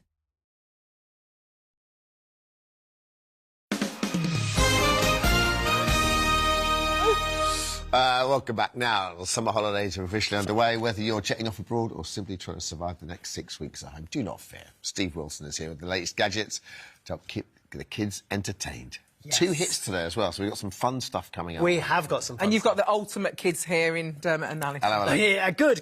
I'm glad. So, let's begin, shall we? I've got a whole lot of technological wonders to show you here. Yes. Starting with, this is from Photo Creator, and this is their tiny camera. That is actually, they say, the world's smallest screen camera, and I'll show you what I mean. So it is Dermot actually, size? yeah, look at it. It's really, so it's basically little key ring. That's right for you. Actually quite big. And then makes a little noise. Let me turn it around. Look, there's your little readout, your screen, just there, and then you can take a picture. Oh my gosh, Wow. Dermot, you should use that. Actually, take a photo. I'm actually Your quite big, size. so, like, obviously, look at my massive hands. There's no way I could get That it. button Look at there. it, it's perfect. So it's like normal. And then listen, it makes a sound as well. Press the button. Well, I can't. Hold on. It's really hard. It's perfect for you. Thank There you go. Oh, Makes yeah, a makes good a nice noise. shutter noise. So It's so good. cool. Comes with a built-in memory, but you can put an SD card in there as well, so it go up to like 64 gigabytes. I love it, Mummy. Doesn't it really change your nice. voice as well when you use it? And do you know the best thing? It's only $7.99. You're joking. Which is so cool. I really Oh, love the it. kids would love that. Yeah? A little tiny camera. And it comes in loads of colours and And it comes with that as well. Yeah, pop it on the belt loop. There's other stuff they do as well. This is an action camera, so this is an underwater action camera, this one here. And it's, not only is it waterproof, but if you do put that in water or if you drop it in water, it floats, which is really that's cool, so it brilliant. won't sink to the bottom. It's really, really So you'll nice. still find it. Yeah, it's really good. And it'll go down to 3 metres as well, so that's what you've Brilliant. got. How much is that? That one is 2625, 4 gigabytes on that. Very good. And it's a 12 megapixel camera as well, which is really cool. They also do speakers as well, not just cameras. So this is, I love this. What's that for under the water? It's a little, no, this is just to like hang on your bag, Oh, hang on okay. your person, a little Oh, I keychain, like that. tiny little Quite speaker. And also I love the fact it's got LED lights in it as well. And it comes in loads of different colours. So people are the young people are accessorising them with whatever Love it. bag they're or whatever they're wearing, which is really cool. Oh, we got a bit of music for you. DJ Jazzy Jeff and Oh, Come on. That's all over, isn't it? You picked this last week. Love it. Imagine if you carried that around with you. It's so cool, don't you think? And you can customise it as well. It comes with stickers and a little white marker that you can paint on it as well. It's just, I love it. Love it, love it, love it. £9.99. Let's also have a look at this. So this is a camcorder. And obviously it will take photos. Old school camcorder, isn't it? It is so old school, but this is what the young people are really getting into. Like, really? They're going backwards Retro. slightly. Yeah, which is, I love it. But also you can cast from this as well. We might have an image actually. You can cast from your phone or use the photos or video that you've taken inside, and you can cast and it becomes a projector up to a 90-inch. 90-inch image on a wall or on a screen. they're having a great time, cool. It's so good, isn't it? £52.49. I think that's brilliant value. Such a good deal. It's like a 3-in-1. Camera, video recorder, projector. Love that. Now, this is called Camp... Oh, this is so cool. Camp Snap. So this was designed by a guy in America whose kid was going to summer camp where you're not allowed phones, not allowed screens, but they were allowed to take photographs. So the idea is that it's quite a simple 8-megapixel camera in a whole variety of colours, and then on the back there you've got this button where you can scroll through, just with LCD numbers, you can scroll through different filters, and the filters give you the, two of them, the vintage ones, give you the sort of the image that is like the 90s, noughties aesthetic that the young people are really into. You know, they're buying up old cameras. Yeah. From the 90s, noughties, those instant cameras. This will give you that effect on your photos if you so wish. It's I know got black exactly and what white. you mean. It's so cool. Standard, that kind of thing, and it has loads of different kind of things that are really cool about it. You'd like that. Yeah. It has a lockable door underneath there, so you can set the date and the time, and you can put your SD card in there and then just forget about it. It's not going to fall out. It's not going to be tampered with by anybody. It's just really, really simple, really. And it has a quick draw battery so that it will go to sleep when it's not being used, but if you quickly want to snap a picture, pick it up, press the shutter button, it'll come alive instantly and take a photo. Just really, really cool. I love it. And there's a Pro version. That one's $69.99. This one, a bit more, $87.99. This is 16 megapixels instead of 8, and the filters are on the top like a really old-school dial look. Oh, I'd love to have an old camera again. And it has a Xenon flash as well, so like real proper old-school look. But they're lovely, and they're just, yeah, really, really good. And they sell out pretty quickly, I will say. Now, let's go this way too. This is also maybe a little bit old school as well, but instant cameras, right? Polaroid. Yeah, so this is actually Instax's version. This is the Mini 12, and it has an auto exposure and flash, so it just sorts out and works out what you need and just takes the photo. So it's a pretty much simple point and press. You turn it on by actually turning that, and now it's on.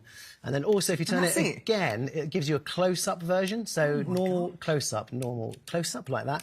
And the thing I like best about it is on the front, there's a little mirror there, so that's for selfies. Oh, so you can see yourself? Yeah, so if we do one like that, and it'll... If we line ourselves up in that little mirror there, can we see that? I think we're in. See you two. No, let's try it. There you go. 5-second print, so it's 5-second print time. Comes with a film. You can buy, obviously, extra film. So good. That will develop slowly while we move on, yeah? Yeah, cool. Now, this drone...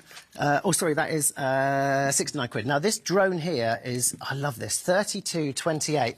And this will do a whole variety of things. Obviously, it's a drone that will fly. I had a little play earlier. Bethany from the team was playing with it earlier. But this is what it should look like. So it's got LED lights.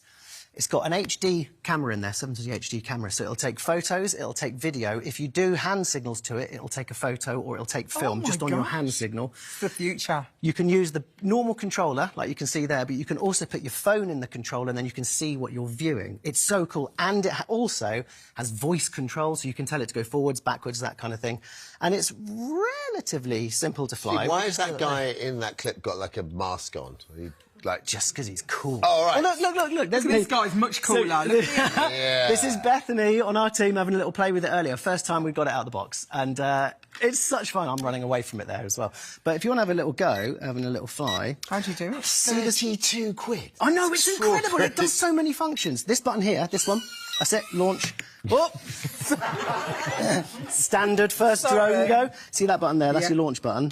Let that just go, and then you can control it with these two here. Left, right, backward, these two. Look at that! Whoa, that's it, it's really nice. Ali. Bring it back towards you if you can. Yes. If you get it over here, press the land button again, that one. Oh, nearly. So cool. Nice, it's good I like that. Brilliant. So good. Oh, it's a nice picture, look. Oh, there we go. It's really nice. OK, let's come out. Not bad. And the colour will develop a bit further as Oh, that looks so nice. Oh, I like this. Love it. These gadgets are so good. Oh, they're good, and the prices are... They're working for me. Do you know what I mean? Like, Oh, yeah, for yeah. a drone is really great. So this is a speaker. This is a 30-watt speaker, and it's called the Boombeat Splash. So the idea is it's IPX7 waterproof, so that you could go underwater for about half an hour, up to a metre. But it's rainproof, dustproof, all that kind of stuff. And it has these really cool scrolling LED lights as it plays just there, which I think is really, really lovely. Red, green, blue lights, RGB they call it. So it'll scroll through all kinds of colours. $33.99. Headphones, these are RGB, nice. so these are JBL's Junior. These are the active noise cancelling headphones. What's great about them is they have a thing called Safe Sound. Sorry? They have a thing called Safe Sound, which means that they're limited to 85 decibels for young people. And there's an app that a parent can control, so they can actually control the time that they're using them, the amount of time, and also the volume level as well, which is great. Mobile gaming controllers. Now, these are so cool. These are by GameSir. This one here, you take your device, right, plug in your phone, and then use whatever gaming service you use, and you can turn your phone into basically a controller, and it's expandable. Look, there's an iPad on there. It's huge. That's so good. It takes absolutely loads. Which I think is really, really lovely for £29.74, and it's USB-C. But this is the one I'm really excited about. This is the Taco, the Pocket Taco. Look at this. So we've seen these controls before, right? Yes. You know that you love your old Nintendo gaming. So the idea is that you take this Taco, it opens up, it turns on automatically, and then you put your phone in, and it goes on the bottom, talks to that with Bluetooth, and that turns your phone into a traditional Game Boy style thing. There we go. It's so cool, isn't it? And I've got more to show you, but I can show you them when I'm on a bit later. All right, thank you so much. Oh, man, that was good. After the break, stand by your phones. We are playing Spin to Wednesday. And if you need some dinner inspiration for the holidays, Johnson Road is back to answer your cooking questions right after this.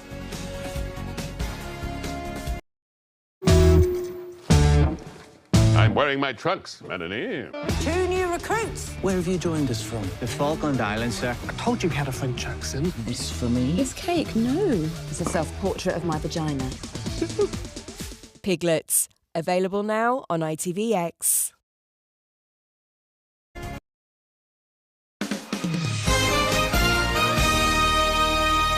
Oh, welcome back to your Wednesdays this morning. We're with you until 1:30 today, which is lovely. It is indeed. Coming up, are you paying over the odds for your holiday car hire? Consumer expert Grace Farrell's helping you save money this summer. Hey, Grace. Good morning. Yes, I have everything you need to know about hiring a car abroad. And actually, you can save hundreds of pounds if you book your own insurance. So I'm going to be explaining exactly how to do this, and I've got a lot of other tips as well. Lovely. Thank you, Grace. Also, as our future king becomes a teenager today, we'll find out how Prince George is celebrating his 13th birthday. Tom and Janet will be back for more of today's headlines. How is he 13 already? It's gone like that, hasn't it? Then his entrance has already caused quite the stir in Albert Square. Everyone, this is Clive. He's a counsellor. Though he's very handsome. Well, thank you very much. I guess. A little giggle. Shut up. Oh, it's got the girls going. News resident, yeah. Jason Durr joins us on the sofa. Yeah, all of that, and we've got more from Steve Wilson. You're going to be talking summer holiday must-have, Steve. Yes, I am. Sorry, you catch me in the middle of following some instructions to build a rocket. But yes, I've got loads to show you. Loads of things to keep the young people entertained as the holidays are here. Thanks, Steve. Thank you, Steve. So Grace Farrell will be cutting the cost of your holiday hire car at 12:25. Tom and Janet, more of today's headlines at just past 12:30. Swapping Albert Square for our sofa, Walford's newest resident, Jason Durr, is here at 1. And Steve Wilson back with his summer holiday essentials at 1:50. But before that, time for today's phone-in with John, answering your cooking questions. Hey, John, thanks for sticking around. Let's go to Alicia. Hello, Alicia. Morning, Alicia. Hello, hi, Hey, thank you for having me. Don't be silly. It's Hi. like, thanks for ringing in. What would you like to ask, John? So I'm a university student and I use a lot of air fryers, and that's how I normally cook my salmon.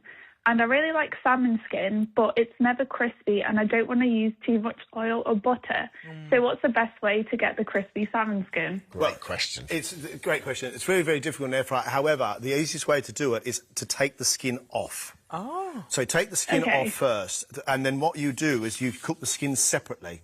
So if you just take the skin off, cut it into small strips, put a little bit of salt on it, and then put it in your air fryer on some paper, the oil from the fish and everything will all go together, and that would cause almost like little crispy bits that you can then sprinkle across the top of your fish. That's a good idea. And then if you mix that with a bit of seaweed, for instance, then that's a really nice way of seasoning your food as well.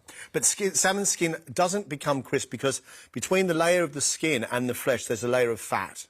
And that means it will always be soggy unless you cut it really, really deeply in thin bits and you pan fry it for a long time and la. But cutting it off into strips, it'll work better. So, do you guys eat the skin on the salmon? Because I never eat it. I always just take it off. I love fish skin. Yeah, it's not nice if it's wet, is it? No, nothing worse. Okay. Do you? What's your tip for chicken skin while I got you? Because right, you can take chicken breast skin off and don't throw it away, right? You can do some lovely stuff with it. Yeah, do the same thing with chicken breast skin. What you do is you take it and then you put it on a piece of paper between two trays and put it in the oven and you bake it for a long period of time and that goes nice and crispy. Oh, that's great. But the other thing is if you've got chicken thighs and chicken legs, you get a fork and you put lots and lots of holes in the skin first. Yeah. And as it cooks in the oven, what happens is the fat comes out from underneath the skin and then that cooks it and makes it go crispy on the outside. Wow. There's all the tricks, Alicia. There we are. Thank you so much. You're welcome. Thanks for watching. Good luck with that. Thank you. Liz is here with us now. Morning, Liz. Good morning. Hey, Liz. Should I say afternoon now? It's an afternoon, Afternoon, isn't it? yeah. Afternoon, Liz. What's your question for the lovely John? Yes, good afternoon, John. My husband's favourite dessert is lemon meringue pie. But unfortunately, I can do the base, I can do the lemon filling, but my meringues, they always turn into liquid. You're right. So I don't know what I'm doing wrong. OK, well, the first thing if people are making meringue, if you put your sugar in with your egg white while it's cold and not being whipped up, it will never come together. So that's the first thing. So if you're going to make a meringue, egg whites go in first, then you whip them until they go to soft peaks and they change in volume, then you add your sugar to it. But a lemon meringue pie uses something which is not like a normal meringue. So we have meringue, which is sort of, normal meringue, egg white and sugar. We have then something which is called Swiss meringue, which is done over a bain-marie. And then we have the other one, whatever that's called. Italian meringue. Italian meringue. Italian meringue is where you whip the egg whites up and you pour boiling hot sugar syrup into the meringue. Yeah, you do. And that cooks the egg white at the same time. It stays up, and then you put that across the top of your lemon meringue pie. So look up a recipe for Italian meringue pie.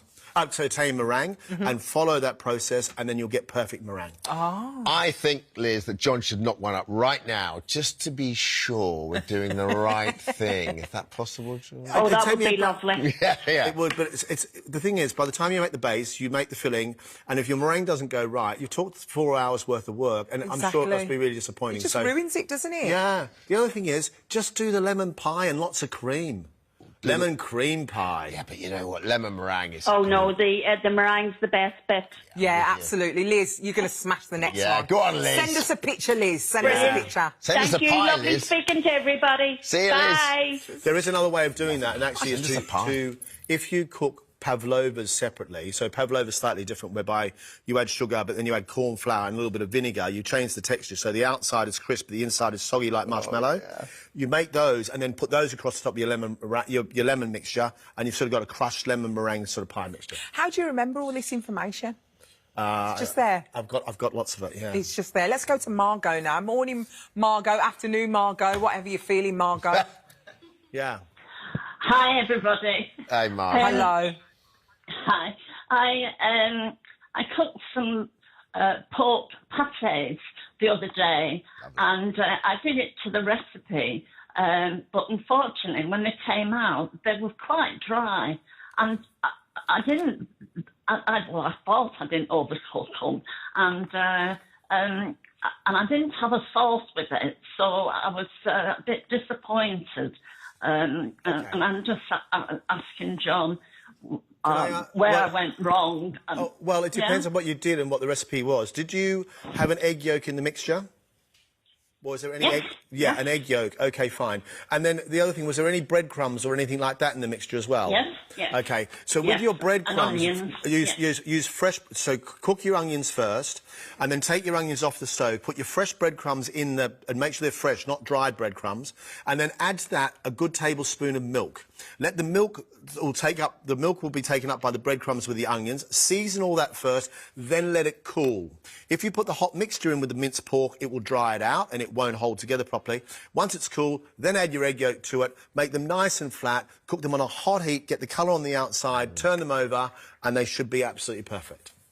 Sounds great. That's brilliant. I didn't cut my onions before. I just put them in raw. So, yes, that's great. Thank you very much. And fresh breadcrumbs, not dried. Yeah, the dried breadcrumbs will... No, they were fresh, but I don't think I put milk in it, yes. Great. Yeah, dry breadcrumbs will take all the moisture out of your meat because they'll just absorb it because it's got no... The moisture needs to go somewhere. Yeah. Got ya. Nice one, Margot. Thank you, Margot. Good luck. Good luck. John, when you buy beef mince, you can get different fat contents. Yes. Is it the same with pork mince, or is it pretty standard? Pork mince, I think, these days is pretty standard. OK. But it so there's does enough have fat in there, basically. Yeah. To do. And you know what? There's Spanish meatballs. If you find Spanish meatball recipes, they're usually made with pork, and they're the best recipes. They're sort of old style, with breadcrumbs and a little bit of egg and cooked onions and a bit of paprika, and they're always delicious and moist. They sort of you've got to be gentle with them, but they're really delicious. In Italy, they quite often do pork and veal as well. That's really lovely. Yeah.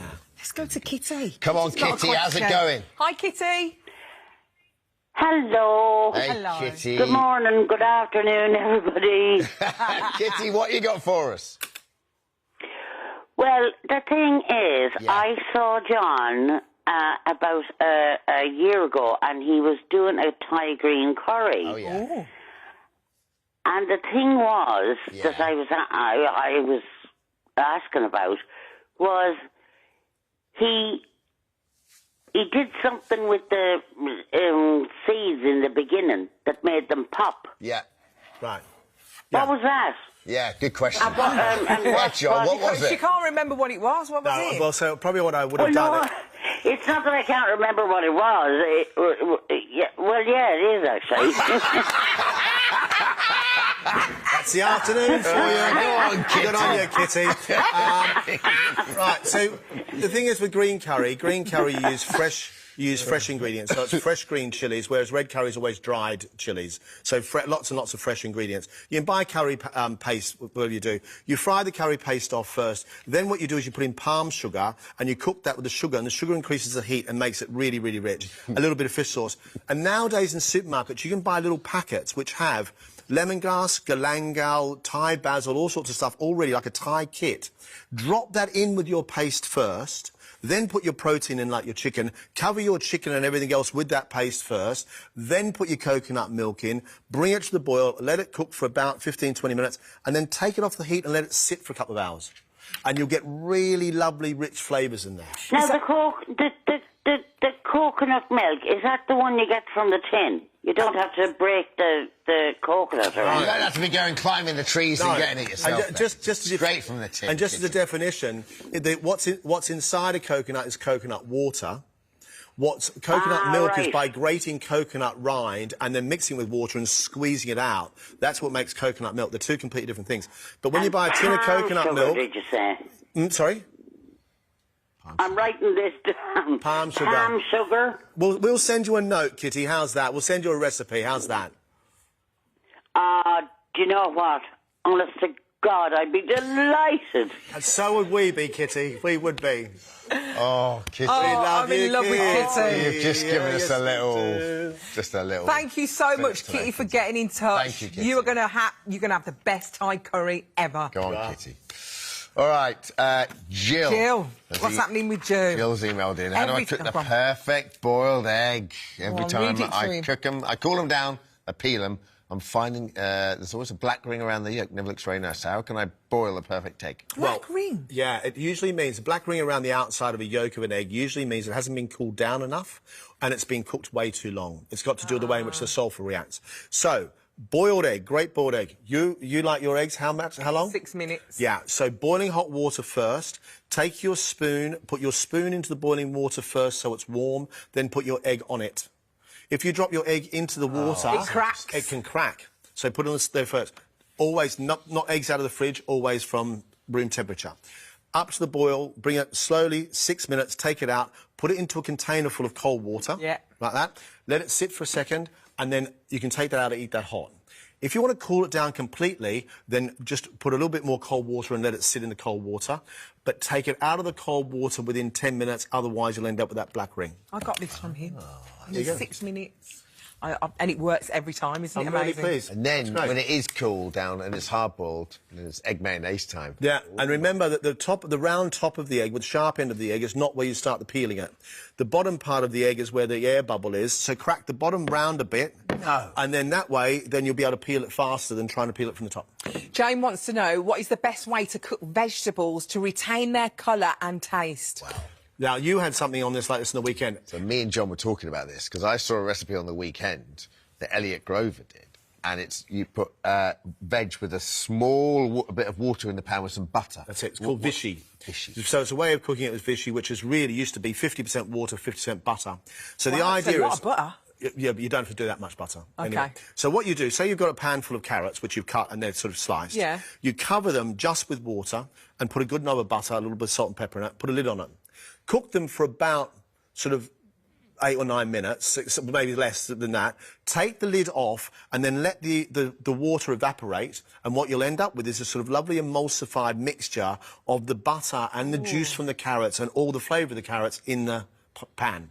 Do the same with leeks. You can do it with peas. Maybe summer vegetables, right? Yeah, really fantastic. Really, really fantastic. Otherwise, straight into boiling hot... Green, always green, into boiling hot water. Anything that grows above the ground into boiling hot water, anything below the ground into cold water. So carrots, potatoes, cold water, peas, beans, things like that, into hot water. Oh, thanks so much. Thank you, John. Shall day about that. He knows everything, doesn't he? Kit, we need you and Kitty to come in and make that curry in the studio. Oh, that needs to happen. I'd love to do that with somebody like that. I would love to. Such it may take quite a long time to film. Oh, Kitty, I consider smell a yourself new booked. strand. Yep. It's competition time now, and your chance to win £10,000 for the next 10 months. Do you fancy it? Here's Jake with all the details. Welcome to Alton Towers Resort. We've got a prize guaranteed to get you on the winning track. We're giving away £10,000 a month for 10 months. That is £100,000 in total. Just think what you could spend all that money on. But there's 10 months of paydays. Here's some ideas. Could I get a 99er, please? Thank you so much. Oh, look at that. Visit a bunch of places around the world, take some friends and family. Oh, do you know what my dream is? It is to have Pambahan and watch that business. Probably a fast car for my son.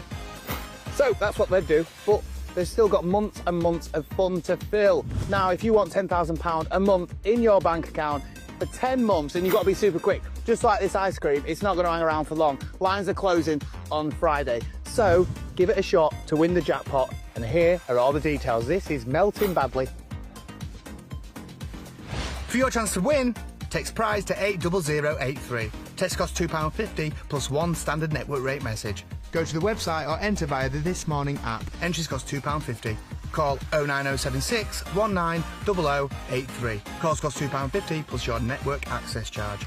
Or post your name and phone number to CD30 PO Box 7558 Derby DE10NQ. Entrance must be 18 or over. Lines close on the Friday 24th of July at 4 p.m. We may call the winner live between 7:30 a.m. and 1:30 p.m. after all entry routes close. Good luck!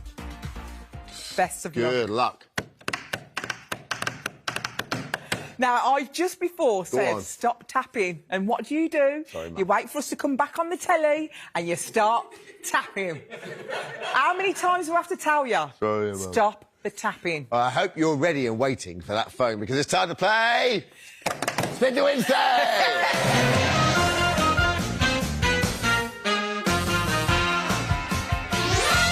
It's been a while, but very exciting. Let's call today's winner, who's been randomly selected to play. All they have to do is answer their phone within 6 rings. So let's dial the number. Here we go. That's 1. That's 2. That's 3. Your call has been forwarded to voicemail. Ruined. That was Oh, actually Christine, who has now lost the opportunity to play Spin to Wednesday. I'm so sorry. Let's just get Kitty back on. It gives someone else a chance. Let's dial the Like next it. number.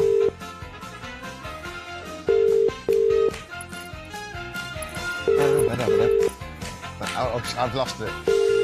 That's 4. That's 5. She's got to answer. Hello. Who's that?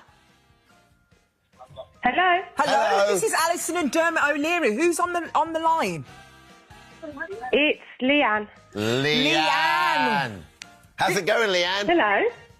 Hello, Leanne. I'm good. How are you? We're very well. We're over the moon for you because you've been randomly selected to play Spin to Wednesday. Are you... Wow. Yeah, so you know what's happening, right? I do. The wheel, we spin the wheel, then we can make loads of cash. Are you ready for this? Congratulations, babes. Hello. Leanne, can you hear us? I can hear you. All right, yeah, loud and Okay, clear. Leanne, firstly, let's turn your television down so you can just hear our voices now. Turn that television Okay. down. OK. Who would you like to spin your wheel? Because there's 2 spins, I'll have both of you. Oh, so I like your Alice can style. go first. Should we go with Dermot first? All right, Dermot can go first. Thanks, Okay, Leanne. Very bespoke, isn't she, Leanne? OK, this is Here we it go. then, Leanne. Here we you go. Leanne. I haven't done a spin for a long time. I think it's going to be a goodie. Yeah, I've got a good feeling about it. Yours is going to be a good one. I can feel it. Here it goes. Hope so. Come on, baby. Yeah. £3,000, Leanne. Look at that. Play on 3,000. That's amazing. Now that amount It is. is safe and all yours, but you could win even more. So we've got another question for you to help you add more money to the pot. So you ready? Okay, I'll try. Listen carefully. Here we go. Which Spice Girl got married at the weekend? A, Mel C, B, Emma Bunton. Mel C. Sporty Spice. Is the right answer! It's the right answer. Well done. You've got it. That means you get another chance to add to your prize pot Yep. of £3,000. So let's get in there. Got it. I'm going to do this one. Let's add some serious Okay, money for you, babe. Leanne. Good luck, Commando. Gosh, I'm so excited Thank for you, you. Leanne. Here we go. Good luck. Thank you. Lovely spin out. Great technique. Beautiful. It's a good spin. She's got 3,000 in the bank already. What are we going to add to that? Come on, come on, come on. Well, make it a biggie. One more. Oh, 4,000! That is a grand total of £7,000 coming your way. Amazing. Thank you, guys. What are you going to do with the money, Leanne? Oh, my God. Pay off some debts. Oh. Have a good time with my son during the 6 weeks holiday. Oh, Nothing good else for better. you. Have the best summer with that, all right? Congratulations, I will darling. do. Thanks, Leanne. Thank you so much. Bye. I'm so happy for you. Oh, that was Bye. good, wasn't it? I I'm love so that. happy. I love when they win. She did that every We day. smashed that. You got 3,000, but I got the 4,000. Thanks for reminding me about that. After the break, if you're planning on heading away this summer, consumer expert Grace Farrell is here to save you money on your car hire. Coming up next. Yes.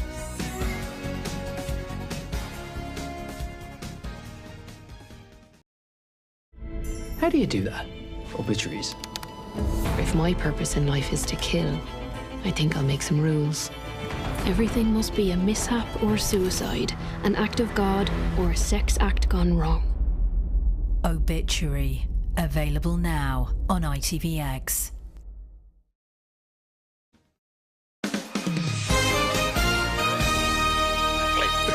Welcome back now. The last few weeks, our experts have been helping you get summer ready.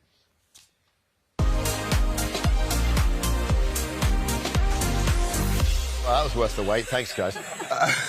And today we are talking about holiday car hire. And a new Which report has found that 1 in 8 car hire customers pay more than their initial quote, with hidden charges causing fees to skyrocket. Yeah. So, consumer expert Grace Farrell is going to tell us more. I mean, first of all, I can't believe 8 are charging too much. Yeah. So which they recently surveyed over 3,500 people. Which is a lot. It's a big survey, and they'd all hired a car in the last 2 years. And they were looking at things like pricing, transparency and hidden costs.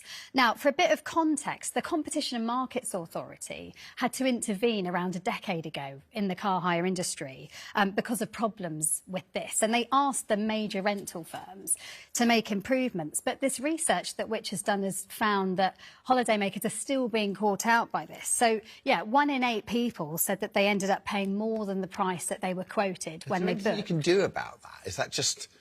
what are those hidden costs? Like, what's the first thing we should be looking to avoid happening? Yeah, I mean, so I've got plenty of tips because there are things you can do that will leave you less vulnerable to that kind of thing.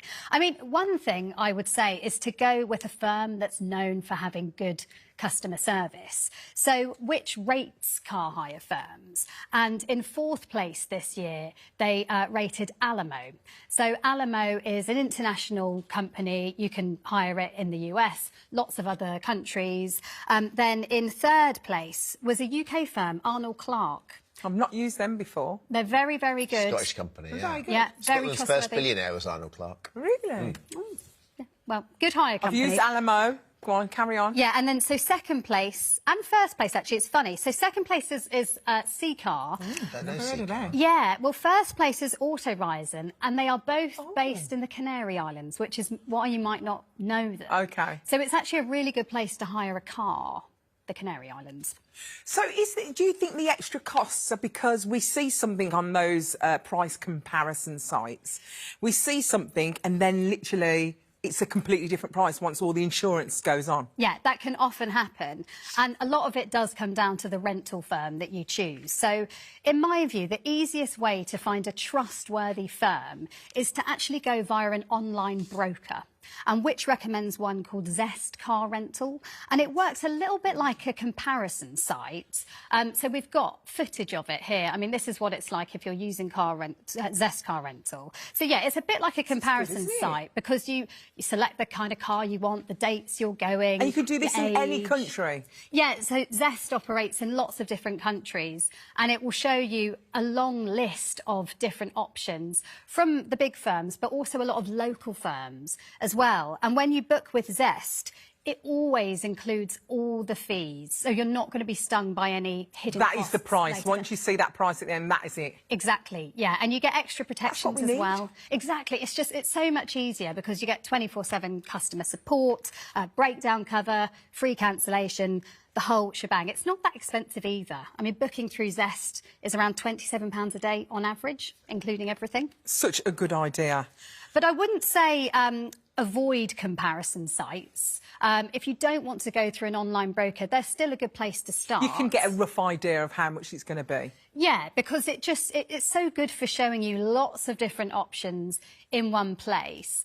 But the really important thing is to look beyond the headline price, because there's no point going for a cheap deal if you're going to have to pay hundreds of pounds later down the line, or it's miles away from the airport or something like that. And use the filters properly, because you can usually filter for all sorts of things. I mean, I would definitely look for free cancellation, a good fuel policy. You might want to look for self-service pickup as well. And then another good thing to do before you book is to look at other reviews as well. So Google. That's a good idea. Yeah. The big hidden cost for everyone really is insurance, isn't it? So you're going to, once you've found your car insurance, what's the next best thing? Insurance is the next best thing you should sort out. So what do Which say is the best way to go about that? Yeah, I mean, it's sorting your own insurance is the best way to save money on your car hire. So when you hire a car in Europe, it does come with basic insurance as standard, but often with quite a high excess. So if you do damage the car, you could pay hundreds or even thousands of pounds. So rental companies, they often try and sell you what's called an excess waiver insurance. And they do this when you're at the desk. And it's usually quite expensive for what it is. But you think that you've got to have it because you need it. You want the best insurance. Exactly. You're kind of worried by it and you think, OK, well, I just better pay for that because I don't want to be paying thousands of pounds. But you can actually buy your own excess reimbursement insurance. It's known as an ERI, and you do this yourself from a third-party company, and you sort this out before you travel. A, it's usually cheaper. B, it often covers you for more things as well, like putting the wrong fuel in the car. So to give you a sense of the price difference, Which actually found a week's third-party cover for just £12, which would have cost £287 if you'd bought it at the desk. Wow. But as you say, some rental firms, they kind of try and pressure you into taking out their insurance, and they might tell you that an ERI isn't sufficient, but that's usually not correct. So do stand your ground. You could have insurance you need on a credit card or something that you own already and maybe not even know about. Sometimes you do. Yeah, there are certain credit cards and packaged bank accounts that include car hire insurance, but it's so important to check exactly what it covers you before you say no to anything else. The thing you do need to be aware of, though, is that if you have an ERI, one of these insurance policies that you've booked yourself, and you damage the car, you usually do have to pay the excess, but then you can claim it back when you get on holiday. And that's the way that you save. OK, let's get to some practical advice. You get the car, you've ordered it. What's the first thing we should do once we pick up that car? It is so tempting to want to just get the keys, drive away, get to your villa, start your holiday. But just spending a few minutes can save you so much ag in the future. So I would just take a few photos, take a video. You want to get the doors, the outside of the car, the wheels, the windscreen. Inside the car, maybe. Yeah, exactly. And just make sure that any existing damage is definitely noted. And then when you're returning the car, again, take some photos, take a video. It really won't take long. And include photos of the mileage and the fuel gauge. And if you've rented an EV, check the battery level as well. And you can actually ask for written confirmation that you have returned the vehicle. And it's important that you keep hold of your paperwork, your photos, your videos, until your deposit has been refunded, because people do report getting stung later down the line. What do you make of the electric cars? Because I thought, me and my son went to Florida, we thought, you know what, we're getting an electric car, we'll be a bit eco-friendly. We got an electric car, we could not, for the life of us, find a charger have that anywhere. infrastructure, haven't It's you? like, literally, you have to really be clever as to where you get an electric car. It was the hardest thing I guess ever. it's dictated by where you go, isn't it? Yeah, it is. They can be a really good option, but before you get an EV, just think, where am I going to charge it? How far am I going to be driving? Am I familiar with charging an electric vehicle, particularly in another country? So it's great. If you're going to a city or a resort that's got a really good infrastructure for that, fantastic. But if you're going on a road trip, you're going to be in rural areas, or you're just not that familiar with how to charge it, I would go for petrol or diesel. But we nearly ran out twice, really seriously. In the middle of nowhere in Florida. It was awful. Oh, no. We had to find somewhere, and it was just ruined our holiday, because we were literally looking for an electric stand when we wanted to go and enjoy ourselves. It was just the worst thing. Really America, stressful. they're not into it at all. Oh, gosh, no.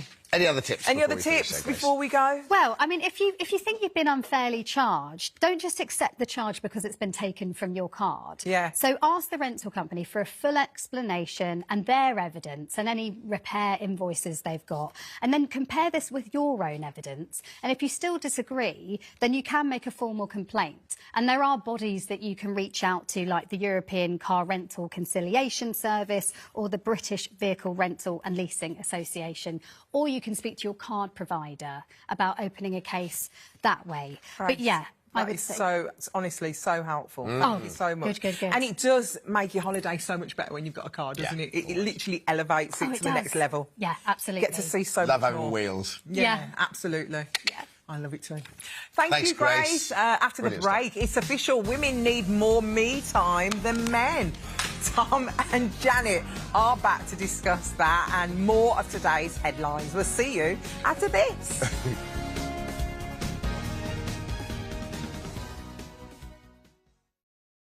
This is Formula One at its finest.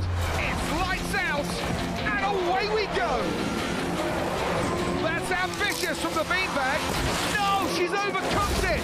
She's out of Doritos and out of the race. Requiner takes the inside.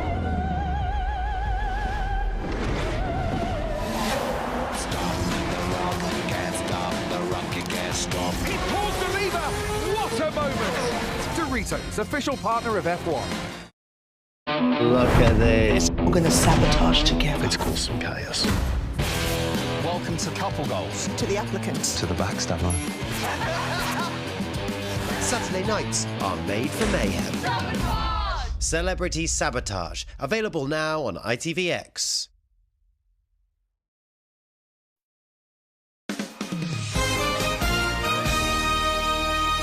Well, welcome back. It's time to discuss more of today's headlines with Tom and Janet, and a happy birthday's in order, everybody, because our future king has become a teenager today. It's Prince George's 13th birthday, and this is the new photograph that has been released this morning. Oh, he looks very suave, doesn't he, our George? Yeah. What do you think, Tom? Is he looking good? He looks very smart, doesn't he? I mean, what a thing to have your 13th birthday, becoming a teenager is a big deal, and then to have your photo taken for the consumption of every single one of your subjects in the land. You know, that is a tough gig for a 13-year-old. I would love to know who's going to the party. If you're the parent of a kid that's been invited to Prince George's 13th birthday party, I mean, you're giving all kinds of messages, aren't you? Like, you've really got to behave. Yeah. You've got to look a certain way. Do you know what I mean? Oh, he looks so lovely. It's a real pressure for him. But apparently, he's taking private flying lessons. He's going to be a pilot or naturally good. Is it helicopter or aeroplane? Good question. Don't know. Doesn't say here. It's both. I think it's going to be helicopter because obviously his dad is a helicopter pilot. What did you do when you were 13? I tell you what, I wasn't doing flying lessons. And let's not go into it. He's a triathlete, swimmer. You know, he's got loads of... I mean, good luck to him. Yeah. I feel sorry for him. I feel that he's a sweet boy. He looks kind of sensitive. He never looks really fully at ease with, you know, imagine growing up like that. It's embarrassing enough, kind of your body change shape. You might get a few spots, things that, when you become a teenager, the last thing you want to do is people looking at you, and yet he's in the spotlight. And I've always felt that his younger brother and his sister are happier in the spotlight than he is in some way. Yeah, right. To me, he always looks a little bit shy. Oh, poor boy. Yeah, I do feel sorry for him because on his shoulders. Yeah, because his dad is 44. So what's he going to do?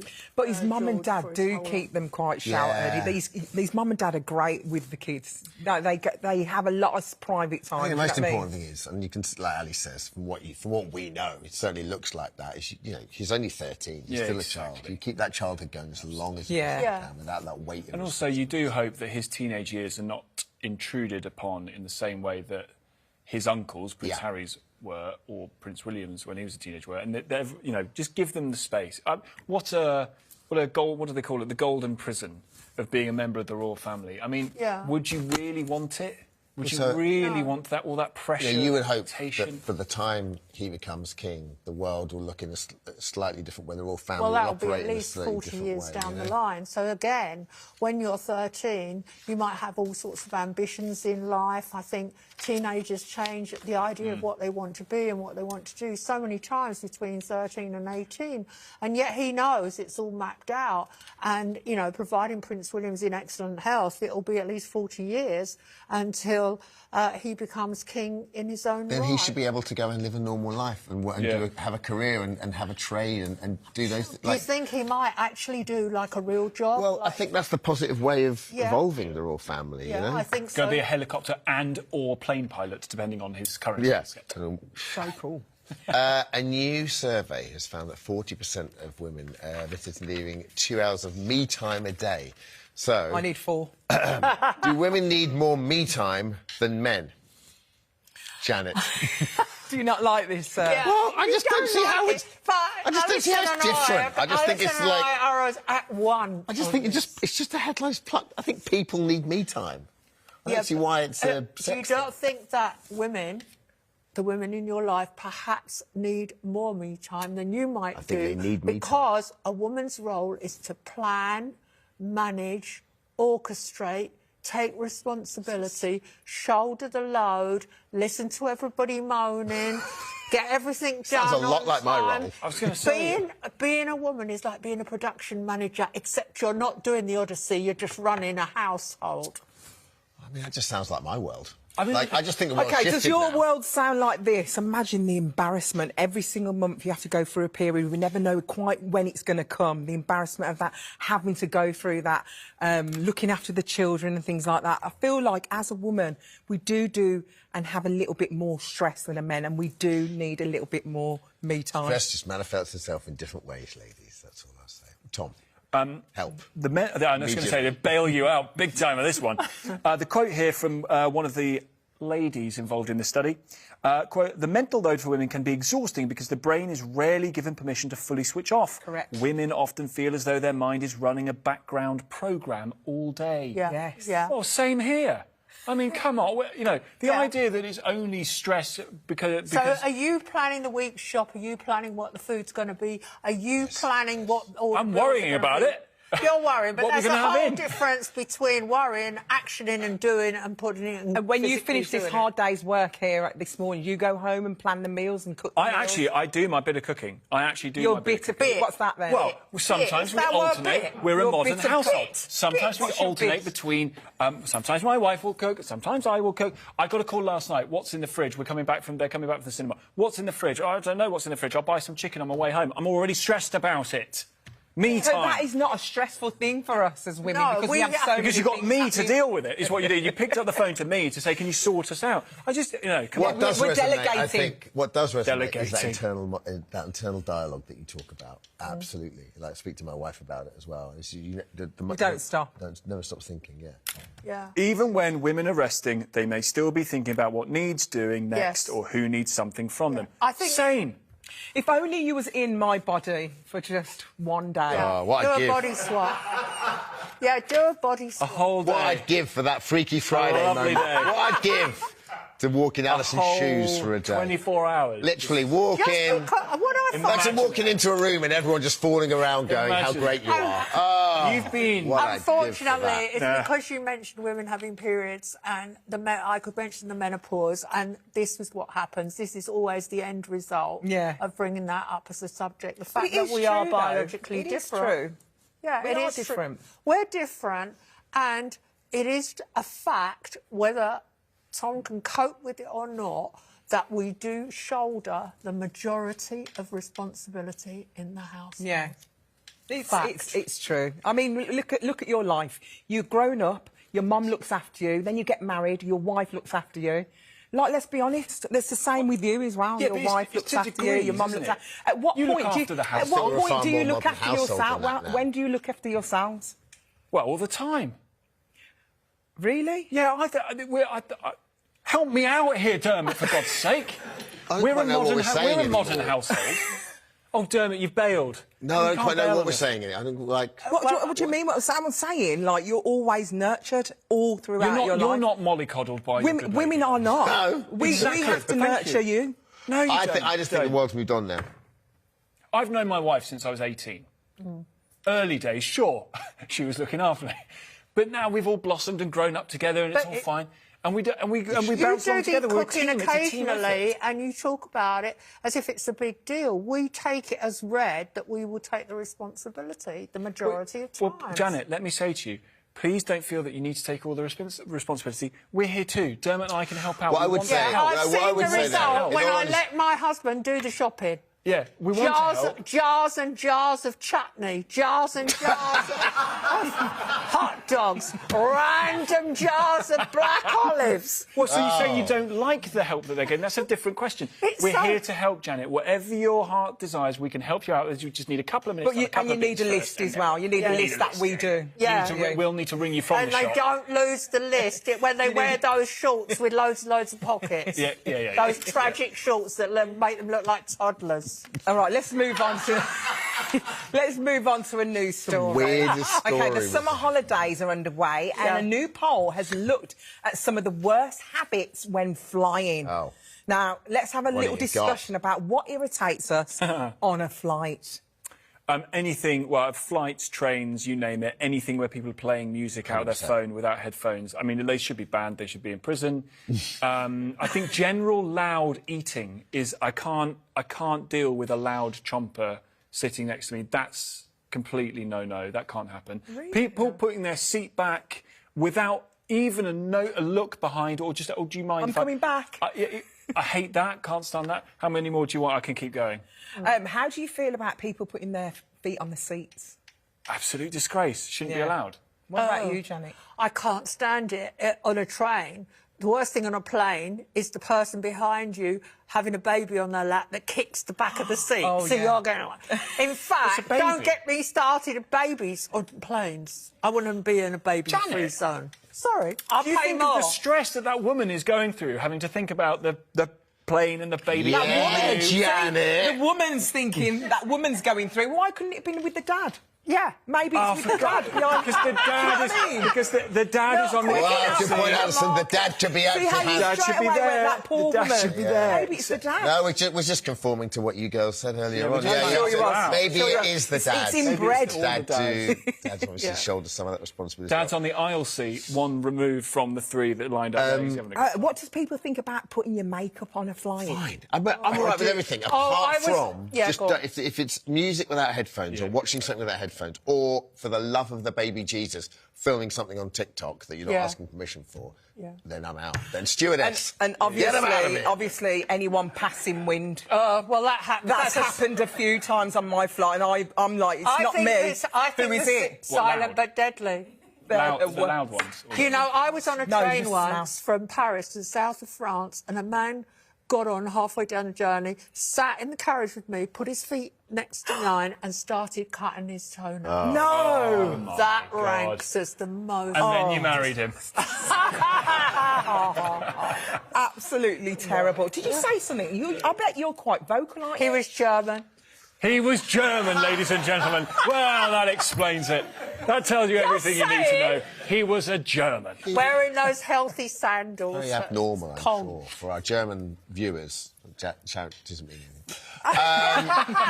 It's the type of holiday that splits opinion. Where are we? Oh, God, I'm just going to put my tin hat on now. Where are we with camping? The last time I went camping, we went to Wales. And so far, so good. So far, so good, except we were camping in the garden at the back end of a pub, and it all went so well that I ended up working in the pub because they had so few staff there and so many people camping that I ended up pulling pints behind the bar. Oh, how tough. The police then turned up because there were a couple of people on the run from the police who happened to be in the campsite. I'm never going camping, and I'm never going to Wales again. Well, I thought you got a job in the pub to get away from the wife and kids. It polarises because 7 in 10 of us love spending the night on the canvas, while the remaining 3 in 10 hate it. So I can't stand it. I can't stand it. Are you a fan of camping? No. Is it not your street? I did it as a Girl Guide and a Brownie, where you went just to the other side of London, probably Epping Forest, stayed one night, cooked a few sausages, came home. That was OK. But then I've done long hikes over the years. I did like a really long hike in the Himalayas for 2.5 weeks, and we climbed really high. And you just, well, first of all, going to the loo. That's what's annoying. Well, I would wee in a yoghurt carton tonight, let's be honest. Janet. I'm sorry, it's school holidays and all that, but that's just a basic... What was it, Muller Corner? What were we talking about? What was it? What was the pot? It was a jumbo pot. It's a big onker thing, because you've got 2.5... Let's not go into details. But apparently, seriously, that's the reason why it puts a lot of people off, is the fact there's no bathroom and you've got to walk to the bathroom, shower. Or if you're in the wilderness, you have to go in a hole in the ground. Oh, no. Yeah, so I was actually constipated for 2 whole weeks because I couldn't. You couldn't do it? No. So I don't like camping, really. I mean, even in camping huts, when I've hiked in Australia and New Zealand, I've hiked in and stayed in hikers' huts, but you never know who's going to be there. And I remember in Stewart Island in New Zealand, I hiked across the island all day in pouring rain, thinking at least there'll be a hut at the end of it. And when I got there was a dead deer hanging up, decapitated outside. A group of hunters had got there first. Oh, my God. And that's how they welcomed you? Yeah, exactly. With a decapitated... Dead deer. What a lovely way to end our news review. The bowel movements and decapitation of local animals. Janet Street Porter. I'm not a camper. No. All right, thank you very much. Competition time now. Lines are closing on Friday for our massive prize. Could see you win £10,000 heading into the bank account every month for 10 months. Jake has all the details. Hello from Alton Towers Resort. We've got a competition set to take your bank balance on the ride of a lifetime. We're giving away £10,000 a month for 10 months. That is £100,000 in total. Just imagine all the things you could do with that landing in your bank account every month. What would you spend the money on? Well, my dream holiday to Orlando, Florida, that'll be one. Try and get a house, yeah. Car's on its way out, so right. I want a season, or 2 season tickets, no, 4 season tickets for £10,000 a month. And the best part is you've got 10 months of those paydays to make your dreams a reality. So if winning £10,000 a month for 10 months sounds like your kind of thrill, you've got to be super quick because this is a 1 week only competition. Lines are closing on Friday. So jump aboard and get your entries in. Good luck. Here are all the details. For your chance to win, text prize to 80083. Text costs £2.50 plus 1 standard network rate message. Go to the website or enter via the This Morning app. Entries cost £2.50. Call 09076 190083. Calls cost £2.50 plus your network access charge. Or post your name and phone number to CD30 PO Box 7558 Derby DE10NQ. Entrance must be 18 or over. Lines close on the Friday 24th of July at 4 p.m. We may call the winner live between 7:30 a.m. and 1:30 p.m. after all entry routes close. Good luck! Yeah, best of luck. What a competition.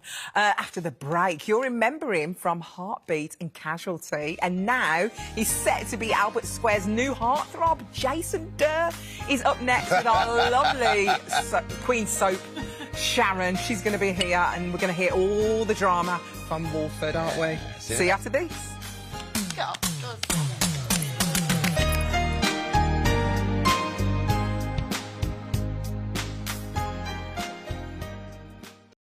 What's going on? Thomas Hawley, low-level smuggler. Do you know him?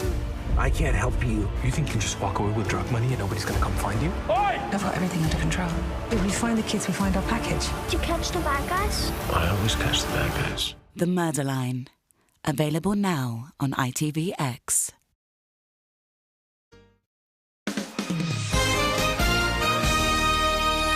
Oh, welcome back. Now, Sharon Marshall is with us again now with the latest from Albert Square. Hi, Sharon. Hello. I'm going to give you a quick recap of what's going on. Oh, Denise is breaking my heart. She has been fantastic in the storyline. How good is she? Her and Jack struggling to connect. So can they get it together? Oh, here she is. So just talking about things.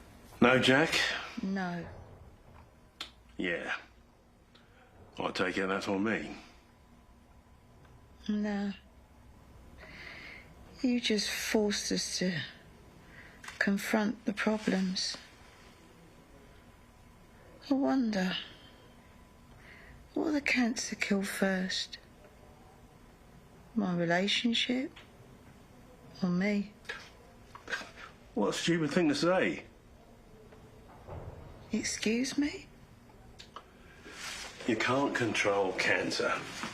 That's what the treatment is for. All we can do is focus on getting through it. What's that got to do with me and Jack? The cancer's attacking your body, not your relationship, my beautiful. It's all you and him. He will be tested tonight as well. Come on. Heavy stuff. We need you two together. We need you two together. And heavy stuff for Ian Beale as well. Yeah, what's happening with it? Is he going to do time? All the soapies going to jail. Going to jail. Has everyone just built a jail cell on the set and they're doing it? Well, this is Ian Beale. He looks like he's going to go time. Next Monday he's facing court. Can he get away with it? I'm thinking this is Weasel Beale has got to re-emerge at some point and find a way of getting out of there. He's being all very honourable at the moment, but come on, Weasel Beale. I never know how I am with him because he's been there so long. Sometimes he's a goodie, sometimes he's a baddie. And how do you feel about him? Exactly. You don't know how you feel. I want to root for him. Yeah, I want him out for his family. It was a dreadful accident. Chelsea was kind of to blame, but not really. Yeah, exactly. Lauren, so she's been cheating, chip off the old block. She's going to try and mend her marriage to Peter. Can she keep the affair secret? Does anything ever stay secret in Soapland? Does she really love Peter as well? Peter was horrible to her when they first got married as well, so, But, on the love life for the residents, there is good news, at least for one resident. So as we saw last night, Clive, who Ian Beale said was really boring, but turned up, met Linda, and bit of a hottie. Oh, So, hello. Joining Mr. us, Clive Masters. Clive Masters. Oh, have you got any clips? there to help with your council ideas and lots more. So actor Jason Durr is, of course, going to be joining us to tell us all about joining Albert Square. Should we have a little look at him in action? Oh, yeah. And how the ladies react to the new heartthrob. Hello. Okay. Oh, so sorry to interrupt. Ian thought you might like some inside council info for your brainstorming. Oh, that's great. Everyone, this is Clive. He's a councillor. How do we know we can trust him? Though he's very handsome. Well, thank you very much. I guess. A little giggle. Shut up. So, please, sit. We've been trying to work out the best way to utilise the space, you know, for the whole community. You have my full support in this. I think it's a fantastic cause, and you are doing a great thing, Linda. Why don't you start, Mum? With Jean's idea about the cabaret, was it? Oh, my. They're all in a tears. Giddy. Well, Jason Durr, who plays Clive, joins us now. Congratulations on this new role. Thank you so very much. Lovely to be here. Yeah, it's nice to have you. It really is. Clive Masters. Clive Masters. Clive Tell us about Clive Masters. Yeah, where did he come from? Well, Clive, look, Clive's just a lovely. He's a diamond geezer. He's just a lovely, lovely guy, upstanding, which is rare for me recently because I've just been playing baddies, you know, and wrong-uns. So rotters. So it's really nice, well, not to be playing a violent. It's refreshing to be playing a goodie, and to be able to come into EastEnders playing a goodie. You normally come in and you're always a baddie. So to be playing a goodie, it's wonderful. We're just seeing Kelly Bright here. What has she been? Has she been showing you the ropes? Oh, well, no, Kelly's just a joy to work with. She's the consummate professional. She's funny, but it's because it's funny. It's the sort of lighter storyline. There's, as you were saying, there's a lot of serious stuff on EastEnders, quite rightly, but this is the funnier side, and she's brilliant. And you know, I haven't got a bad word to say about her. She's lovely. Clive Masters, he's a councillor or something, is he? Yeah, no, he's a councillor. He comes to Walford on business to help the local residents save their community centre. So business brings him there, but something else keeps him. Oh, is love going to keep him there? Is there going to be love in the air, maybe? You know, you've got to watch this space. You know, I can't give anything away. Well, so Linda, he was passing on his personal phone number within about 20 seconds. 20 seconds. He's a fast mover. Yeah. you got to love Clive's charm. Really. Yeah, no, he's great. It's been, and everybody there has been fantastic. What's not to like about, you know, doing scenes in the Queen Vic, you know, these iconic locations on an iconic flagship show. What's it like when you turn up at EastEnders? Because, like, we're probably about the same age. Yeah. You rock up and you're like, you just remember Den and Ash. Well, and things like Barbara Windsor saying, "Get my pub," yeah, you know, and the Duff Duffs. Yeah. So it's just a joy to be part of it, and everybody, all the regulars. You have to be a certain type of actor to. You notice this, having been a regular in a show before myself. You know that you've got to be on your A game. You've got to be absolutely pinpoint perfect with your dialogue, and it's just a joy to be working with other regulars who get it. And so with Kelly, it was just easy. The sparks and the you know, the chemistry worked. So it's and it's such an institution. It's great. It's been wonderful. I loved every minute. How do you feel that weight of history when you're there? Oh, it's what you do. You sort of walk around, and it's always this thrill of like, I am here. It's an Albert Square. There's the Vic. Yes, the Square, the Vic. It's great, isn't it? But it's really interesting because you've come in the middle of one of the big stories. They've been very brave and did this flash forward, literally a year into the future, where we were trying to guess who was marrying Max Branning. And although Cindy's engaged to him, that means nothing in soap. Anything has got a long way to go. I mean, come on, this is Walford. The path to true love and happiness is not a straight one. Yeah. But lots of people were speculating that Linda could be the bride. So are you the spanner in the works? Well, you know, well, he could be. He might, she might, or might not marry Max Branning. You know, but all I can say is that Clive's going to put up a good fight there. So it must be so flattering when you see that the fans are absolutely loving your character straight away, because they're quite, you know, some of the fans overnight on EastEnders, Twitter, they absolutely adore you. Well, absolutely, it went ballistic. I mean, look, it's very humbling for me. It's just lovely, and they, like you said, they're very partisan. They're very passionate about EastEnders. So, and also because Kelly's character has gone through so much, they want a decent Man for her. Yeah. So hopefully Clive can. Oh, you look so Oh, good what do you mean, together. hopefully? He is a good one, isn't he? Well, he is, or isn't he? I'm joking. I'm joking. No, I'm only kidding. But it's rare to come in being a goodie in a show like this. So yeah, lots to see over the summer. Lovely positive fan reaction. At the moment, it's a guest slot, so you in for a little bit, or are you just there indefinitely? Well, I never say never. So I was filming this morning, so it's Oh, on. got it for a while then. Yeah, got me for a while. What's that lead then? 6 weeks, is it? Or... Yeah. Well, how long is that before? Could be longer. There so is if you're filming now, look, if I tell you I'm going to get, I've got to kill you. It's one of those. Hey, Sharon, if you're filming now, when does that normally go out? Well, look, he was in his dressing room learning scripts. You did say, I do need to go and learn some scripts. So he's definitely got a couple of months. How do you do it then? How do you learn your script? Does someone help you at home? And what do you do? Well, just keep reading it. Just it's one of those things. Yeah, repetition, parrot fashion, all of that kind of thing. The kids help me. My lovely wife helps me, and yeah, no, it's one of. It's funny. I remember we had Danny Dyer on when he was like just coming off EastEnders, and he said, when you've been on a serial drama or soap, and you then go on to another show where you're only filming like, I don't know, 4 or 5 pages, whatever it is a day, and then you come from EastEnders. He said you're so match fit. And you're match fit. Your brains. It does do that for you because your short-term memory, your but no sooner have you learnt the lines, they're out. They're gone. They're gone. You can't do it again. And you notice that with the regulars. It's out of there, and they're on to the next one. They have so incredible much skill. to learn. It is a skill, really. It's so incredible. But it felt like home. It felt like going back home. It felt like, sets are, you get the feel for them. But you've done this before. You was it's in not my Heartbeat. first rodeo. Yeah, not your first rodeo. It's not my You've done first this rodeo. But they all know. Well, Heartbeat and then Casualty. Well, what was quite funny, I was... Look at you there.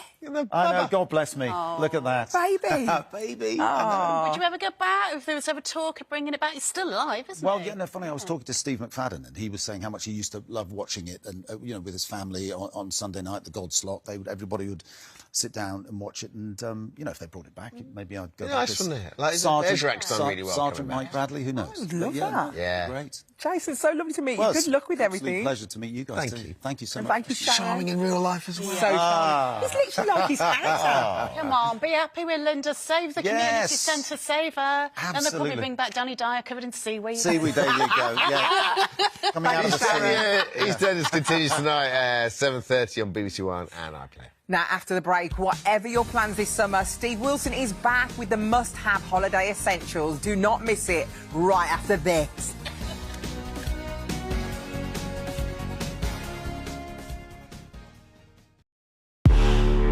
Sophie just moved here from Boston. Hi, girl. Hi, new girl. Paul.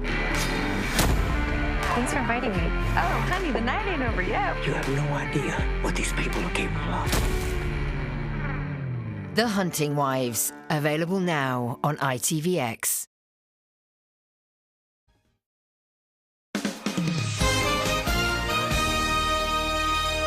Welcome back. Steve Wilson's next, sharing his holiday essentials. Oh, I'm having a lovely time on this show. Of course you are. What a great day. Lovely, isn't it? It's nearly over, but we've got one last chance to have a competition time with you. This is a prize worth £10,000 for 10 months. Jake Quickenden has all the details. Welcome to Alton Towers Resort. We've got a prize guaranteed to get you on the winning track. We're giving away £10,000 a month for 10 months. That is £100,000 in total. Just think what you could spend all that money on. But there's 10 months of paydays. Here's some ideas. Could I get a 99er, please? Thank you so much. Oh, look at that. Visit a bunch of places around the world, take some friends and family. Oh, do you know what my dream is? It is to have Camberhan. No, what's that then? Probably a fast car for my son. So that's what they'd do, but they've still got months and months of fun to fill. Now, if you want £10,000 a month in your bank account for 10 months, then you've got to be super quick. Just like this ice cream, it's not going to hang around for long. Lines are closing on Friday. So give it a shot to win the jackpot. And here are all the details. This is melting badly. For your chance to win, text prize to 80083. Text costs £2.50 plus one standard network rate message. Go to the website or enter via the This Morning app. Entries cost £2.50. Call 09076 190083. Calls cost £2.50 plus your network access charge. Or post your name and phone number to CD30 PO Box 7558 Derby DE10NQ. Entrance must be 18 or over. Lines close on the Friday 24th of July at 4 p.m. We may call the winner live between 7:30 a.m. and 1:30 p.m. after all entry routes close. Good luck! Best of luck. Now, Steve is back with us. This time, we're talking about must-have essentials for the summer holidays. We've done a bit of tech, and we're going to look at a couple of things you missed out earlier. But what have we got here? Where have we start? So we've got got beach stuff. Yeah, we've got must-have stuff for the beach and for going away on holiday, that kind of thing, which is what we're starting with now. So Trunky. So down the front here, remember the Trunky ride-along my son had one of these. So cool, so cool. Trunky, what a bun! This is the My Trunky son glide. had one. You can sit on them. You can sit Good. on them. They can take. He is sitting on it. Don't worry. He is sitting on it. And do you know what the difference is now? So this is the Trunky glide. What's the difference? Is the front wheels. So the front wheels now turn. So you can, because What does before that mean? they were fixed. So they used to have so to you go side to side? Yeah, so kids used to have to sort of pick up the front with the ears a little bit and sort of move it like that. And now it's just side to side, which is so cool. It's got the usual storage inside, 27.6 litres, I think that is. And they love it. They really And you can do carry that on the love it. plane as well, because it's the right size. Yeah, it's a carry-on I size. just like to see children in airports just to annoy Janet Streetport. And that's $49.99. I'll tell you what else they make Good as well. work. This is fun. So this has a little fold, you know, it's pretty flat, has a little carry handle on there. But actually, what it is, it's for when you go away somewhere. Let's say you've gone to a restaurant or you're at a Airbnb or whatever it might be. It is a dining seat. Is great. That's amazing! High chair, basically, which is so nice, and it's And then also... you could take 2 bottles of wine on the way home. Because look, there's a little space. I would put things for the child in here. So, food or toys. You can go in there, keep them entertained. 1 to 3 years. I think that's lovely. That's £30. Wine in there and kids 2 in in 1. there. 2 in 1. Oh, and also you can customise your Trunkies. But do you remember puffy stickers? That we all used to have puffy padded stickers? Yeah. So it's so cool. You can customise it with the kid's name, that kind of stuff. I do love that. all that. Should we go to the beach? So clever. Go to the beach. So, some stuff to play with in the sand. This is bucket and spade, but yeah, press down on it, put it on the... Oh my God, it crushes down. Yeah. See, to put it in your press nice and suitcase. flat. Yeah, so it's a fold flat bucket, which I think Look is at really, really that. cool. $9.99, self-explanatory. Comes with some little moulds and a little spade there and a little rake. It's fun, isn't it? So good. Which is really good. You can make these. If you made sandcastles with that, you could then put on the top of them something with this. This is it's a funnel. So fill it with sand. In fact, there's a picture. So if you fill it with sand and then do that, it makes like spirals. So you can kind of make like spires on top of your sandcastle. Is really incredible. Like wet sand, do you so think? cool. Yeah, that'll be slightly moist. You know, Oh, when you wow. get off the white sand and That is further cool, towards the isn't it? shore. It's really nice. $12.99 now. It's cheap as chips. Here's a game. This is called flat ball. Oh. So it throws like a frisbee, but you can also kick it around and throw it like a ball as well. So your squish is flat, but there's a game that I like to play with it, which is where you fold it flat. Let's go out the front this way. Fold it flat and then throw it to each other because it'll pop up at a random moment. Oh, no. So, I know. Oh, God. So whoever Remember we did this with water bombs. Oh, yes. whoever it pops up on his app. Has to do a forfeit. Right? Yeah, OK, here we go. Ready? Truth or Right, dare. flat, go. She's keep throwing it to each other. Come on, come on. You've got to keep going, Dad. Oh, don't be me. Oh, I'm out. Truth or dare, have you ever snogged any presenters in people. the 90s? Let's move on, shall we? So, Dare. You have to find that. 12 quid, 12 quid. That's great. This drinks bottle's loads of fun. So it's a 750ml drinks bottle with a little spout on there. You know, use it the way you normally Quite would. a big one, isn't it? But also, it is also a mister. So if you just fill that with freezing cold water, it's got a really wide neck, so you can get ice cubes in it as well. Press the button. Oh, stop it. And it's a mister too. Oh, How that's cool is that? wonderful. Just fill it with water, not anything else. Vodka. It's lovely. It's great fun, though, isn't it? Spray of body. Yeah, I love that. £27.54. Oh, I love that. When it's hot and stuff, right? Good fun. Oh, look, this is for Dermot. We're back at the beach or the swimming pool or wherever, so these are... Little armbands. Yeah, look, little armbands. So the arms go through they there. won't fit us. Yeah, I know. And they're super Sorry. soft. It's really soft. It's really soft as well to put your arm through, so which is Look lovely. at that! But the best thing about them is that they are adjustable. So obviously take advice, make sure you get them right way, so you can take a disc So as away. they get more stronger at swimming? Or you can add as well. Very good. So they're really, really good. Really So easy to good. use. I love that. £18.99.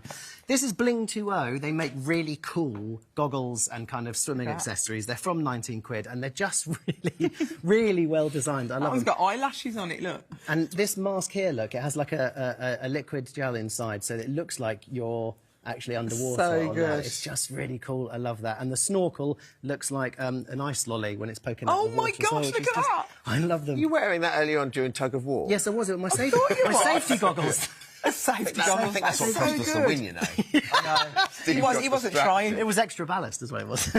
Now, if you're like me and you get bitten a lot Rich by blood. That's exactly it. By mosquitoes, gnats, midges, horseflies, whatever it might be, you need something to protect yourself. So these are bracelets. Oh, they're that are so covered in nice. covered in a natural remedy, sort of like friendship bracelets, right? Which the young people like anyway. And they are coated in smell? like a natural remedy. Oh, so it's they've got not a lovely smell to them. it's not DEET, which is something that they don't use anymore because it's not good for the environment. But and they That's a smell really, great really idea. lovely, and you get a whole pack of 12 for £6.99, or you can get these little stickers that go on clothes. are next level good. What They're does that really, do? really good. It just literally The they same will not thing. come near you and We bite use them you. with Casper. They're absolutely They're brilliant. not for skin. wow. They're not for skin. Put it on for the Jimmy clothes. Jams. Yeah, he gets to pick pyjamas. a different one What a every night. great idea. And then, yeah, it's really good. Yeah, So proper repellent. good. It's I've really, never really seen good. that before. No, they're brilliant. They're £14.20 for a pack of 60 stickers. Now, this is for fun for packaways. Really, really slim. A drawing tablet. So why don't you Well, just you're a draw better something drawer or than write No, something go on, I in like there. seeing your don't, 'cause drawing. my drawings are Go on, terrible. smash Please it. Just do a don't. big smiley face. Smash There you it. go. Do a So smiley it's, face. it's liquid crystal, right? LCD. So the Oh, that's crystals nice. crystals are activated with pressure. Yeah. So you draw on there, and you can. Oh, we've got this is the gallery from Vision On. And then once you're done with that, or if somebody else wants to go, you can clear the screen by Yeah. pressing a button which has an electrical charge in it, which just clears the screen. So I'll So show you that in a you minute. clear the stream with an electric charge? Yeah, you just press a button and it Done. zaps away. I love it. It's Let's really, have a really look. good. Let's have a look. What you got? £15.89. There you go. It's a picture of you. And then if you don't like it, Clear the screen. clear the screen. Clear Remember, it. press this button at the No, bottom. don't. It's my best ever. Lift it up. There we go. No, it's gone It's gone. forever. That is so Great good. fun. Multi-use, multi-use. I love it. I like now, this that. is brilliant. Have a look at this. This is a microscope, but it's digital, right? So it takes video and it takes photographs of whatever you place underneath. So there's the little screen on there, right? And if I place that on my... Let's do my hand. This is pretty Oh. gross. And then you actually... go really just- close up? Yeah, what you do is you... Look at that. Look, there's Oh, my... Can you see wow, that? look at that. That's awful, isn't it? It's just so bad. Should we look at... What a great example to This use. is what denim looks like. Look, if you close up on denim, there. Wow. It's really good, isn't it? And Let's- it will video Let's look it. at my beard. I'm only joking. You can video and photograph what you're zooming in on. I think it's really cool. love that. £29.99. Finally, some games to play.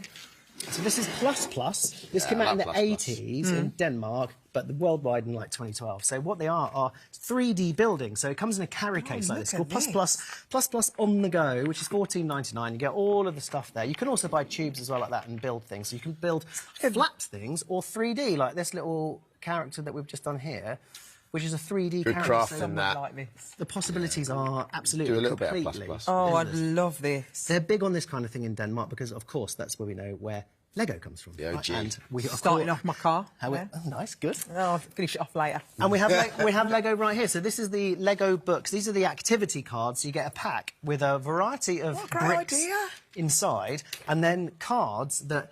They're trying to get you to play Lego the way that we used to, which is just imagination. No instructions, don't follow it, no kind of printed things. Yeah. Just literally, can you make something? So this one here is, can you build an alien? So you've got to be really creative and build it out of things that maybe you wouldn't build an alien out of without the I think that's brilliant. So it's just really, really handy. And there's 30 cards in each one, and it's £9.74. So Just packs cheap. away in your bag. And I think it's a really, really good thing to play on holiday. Just keeps them entertained. Great on the train or on the plane Brilliant, as well. Steve. Thank you, Steve. Thank you very much. Thank you As so always, much. you're beyond comparer.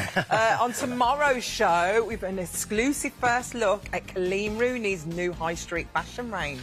From the I'm a Celeb camp to trekking one of the highest mountains, rapper H is going to be with us as well. And check out your piggy bank. Stan Hatfield will be revealing the rare coins that could be worth a fortune. I'm going to continue with this. Bye-bye. I'm going to carry on.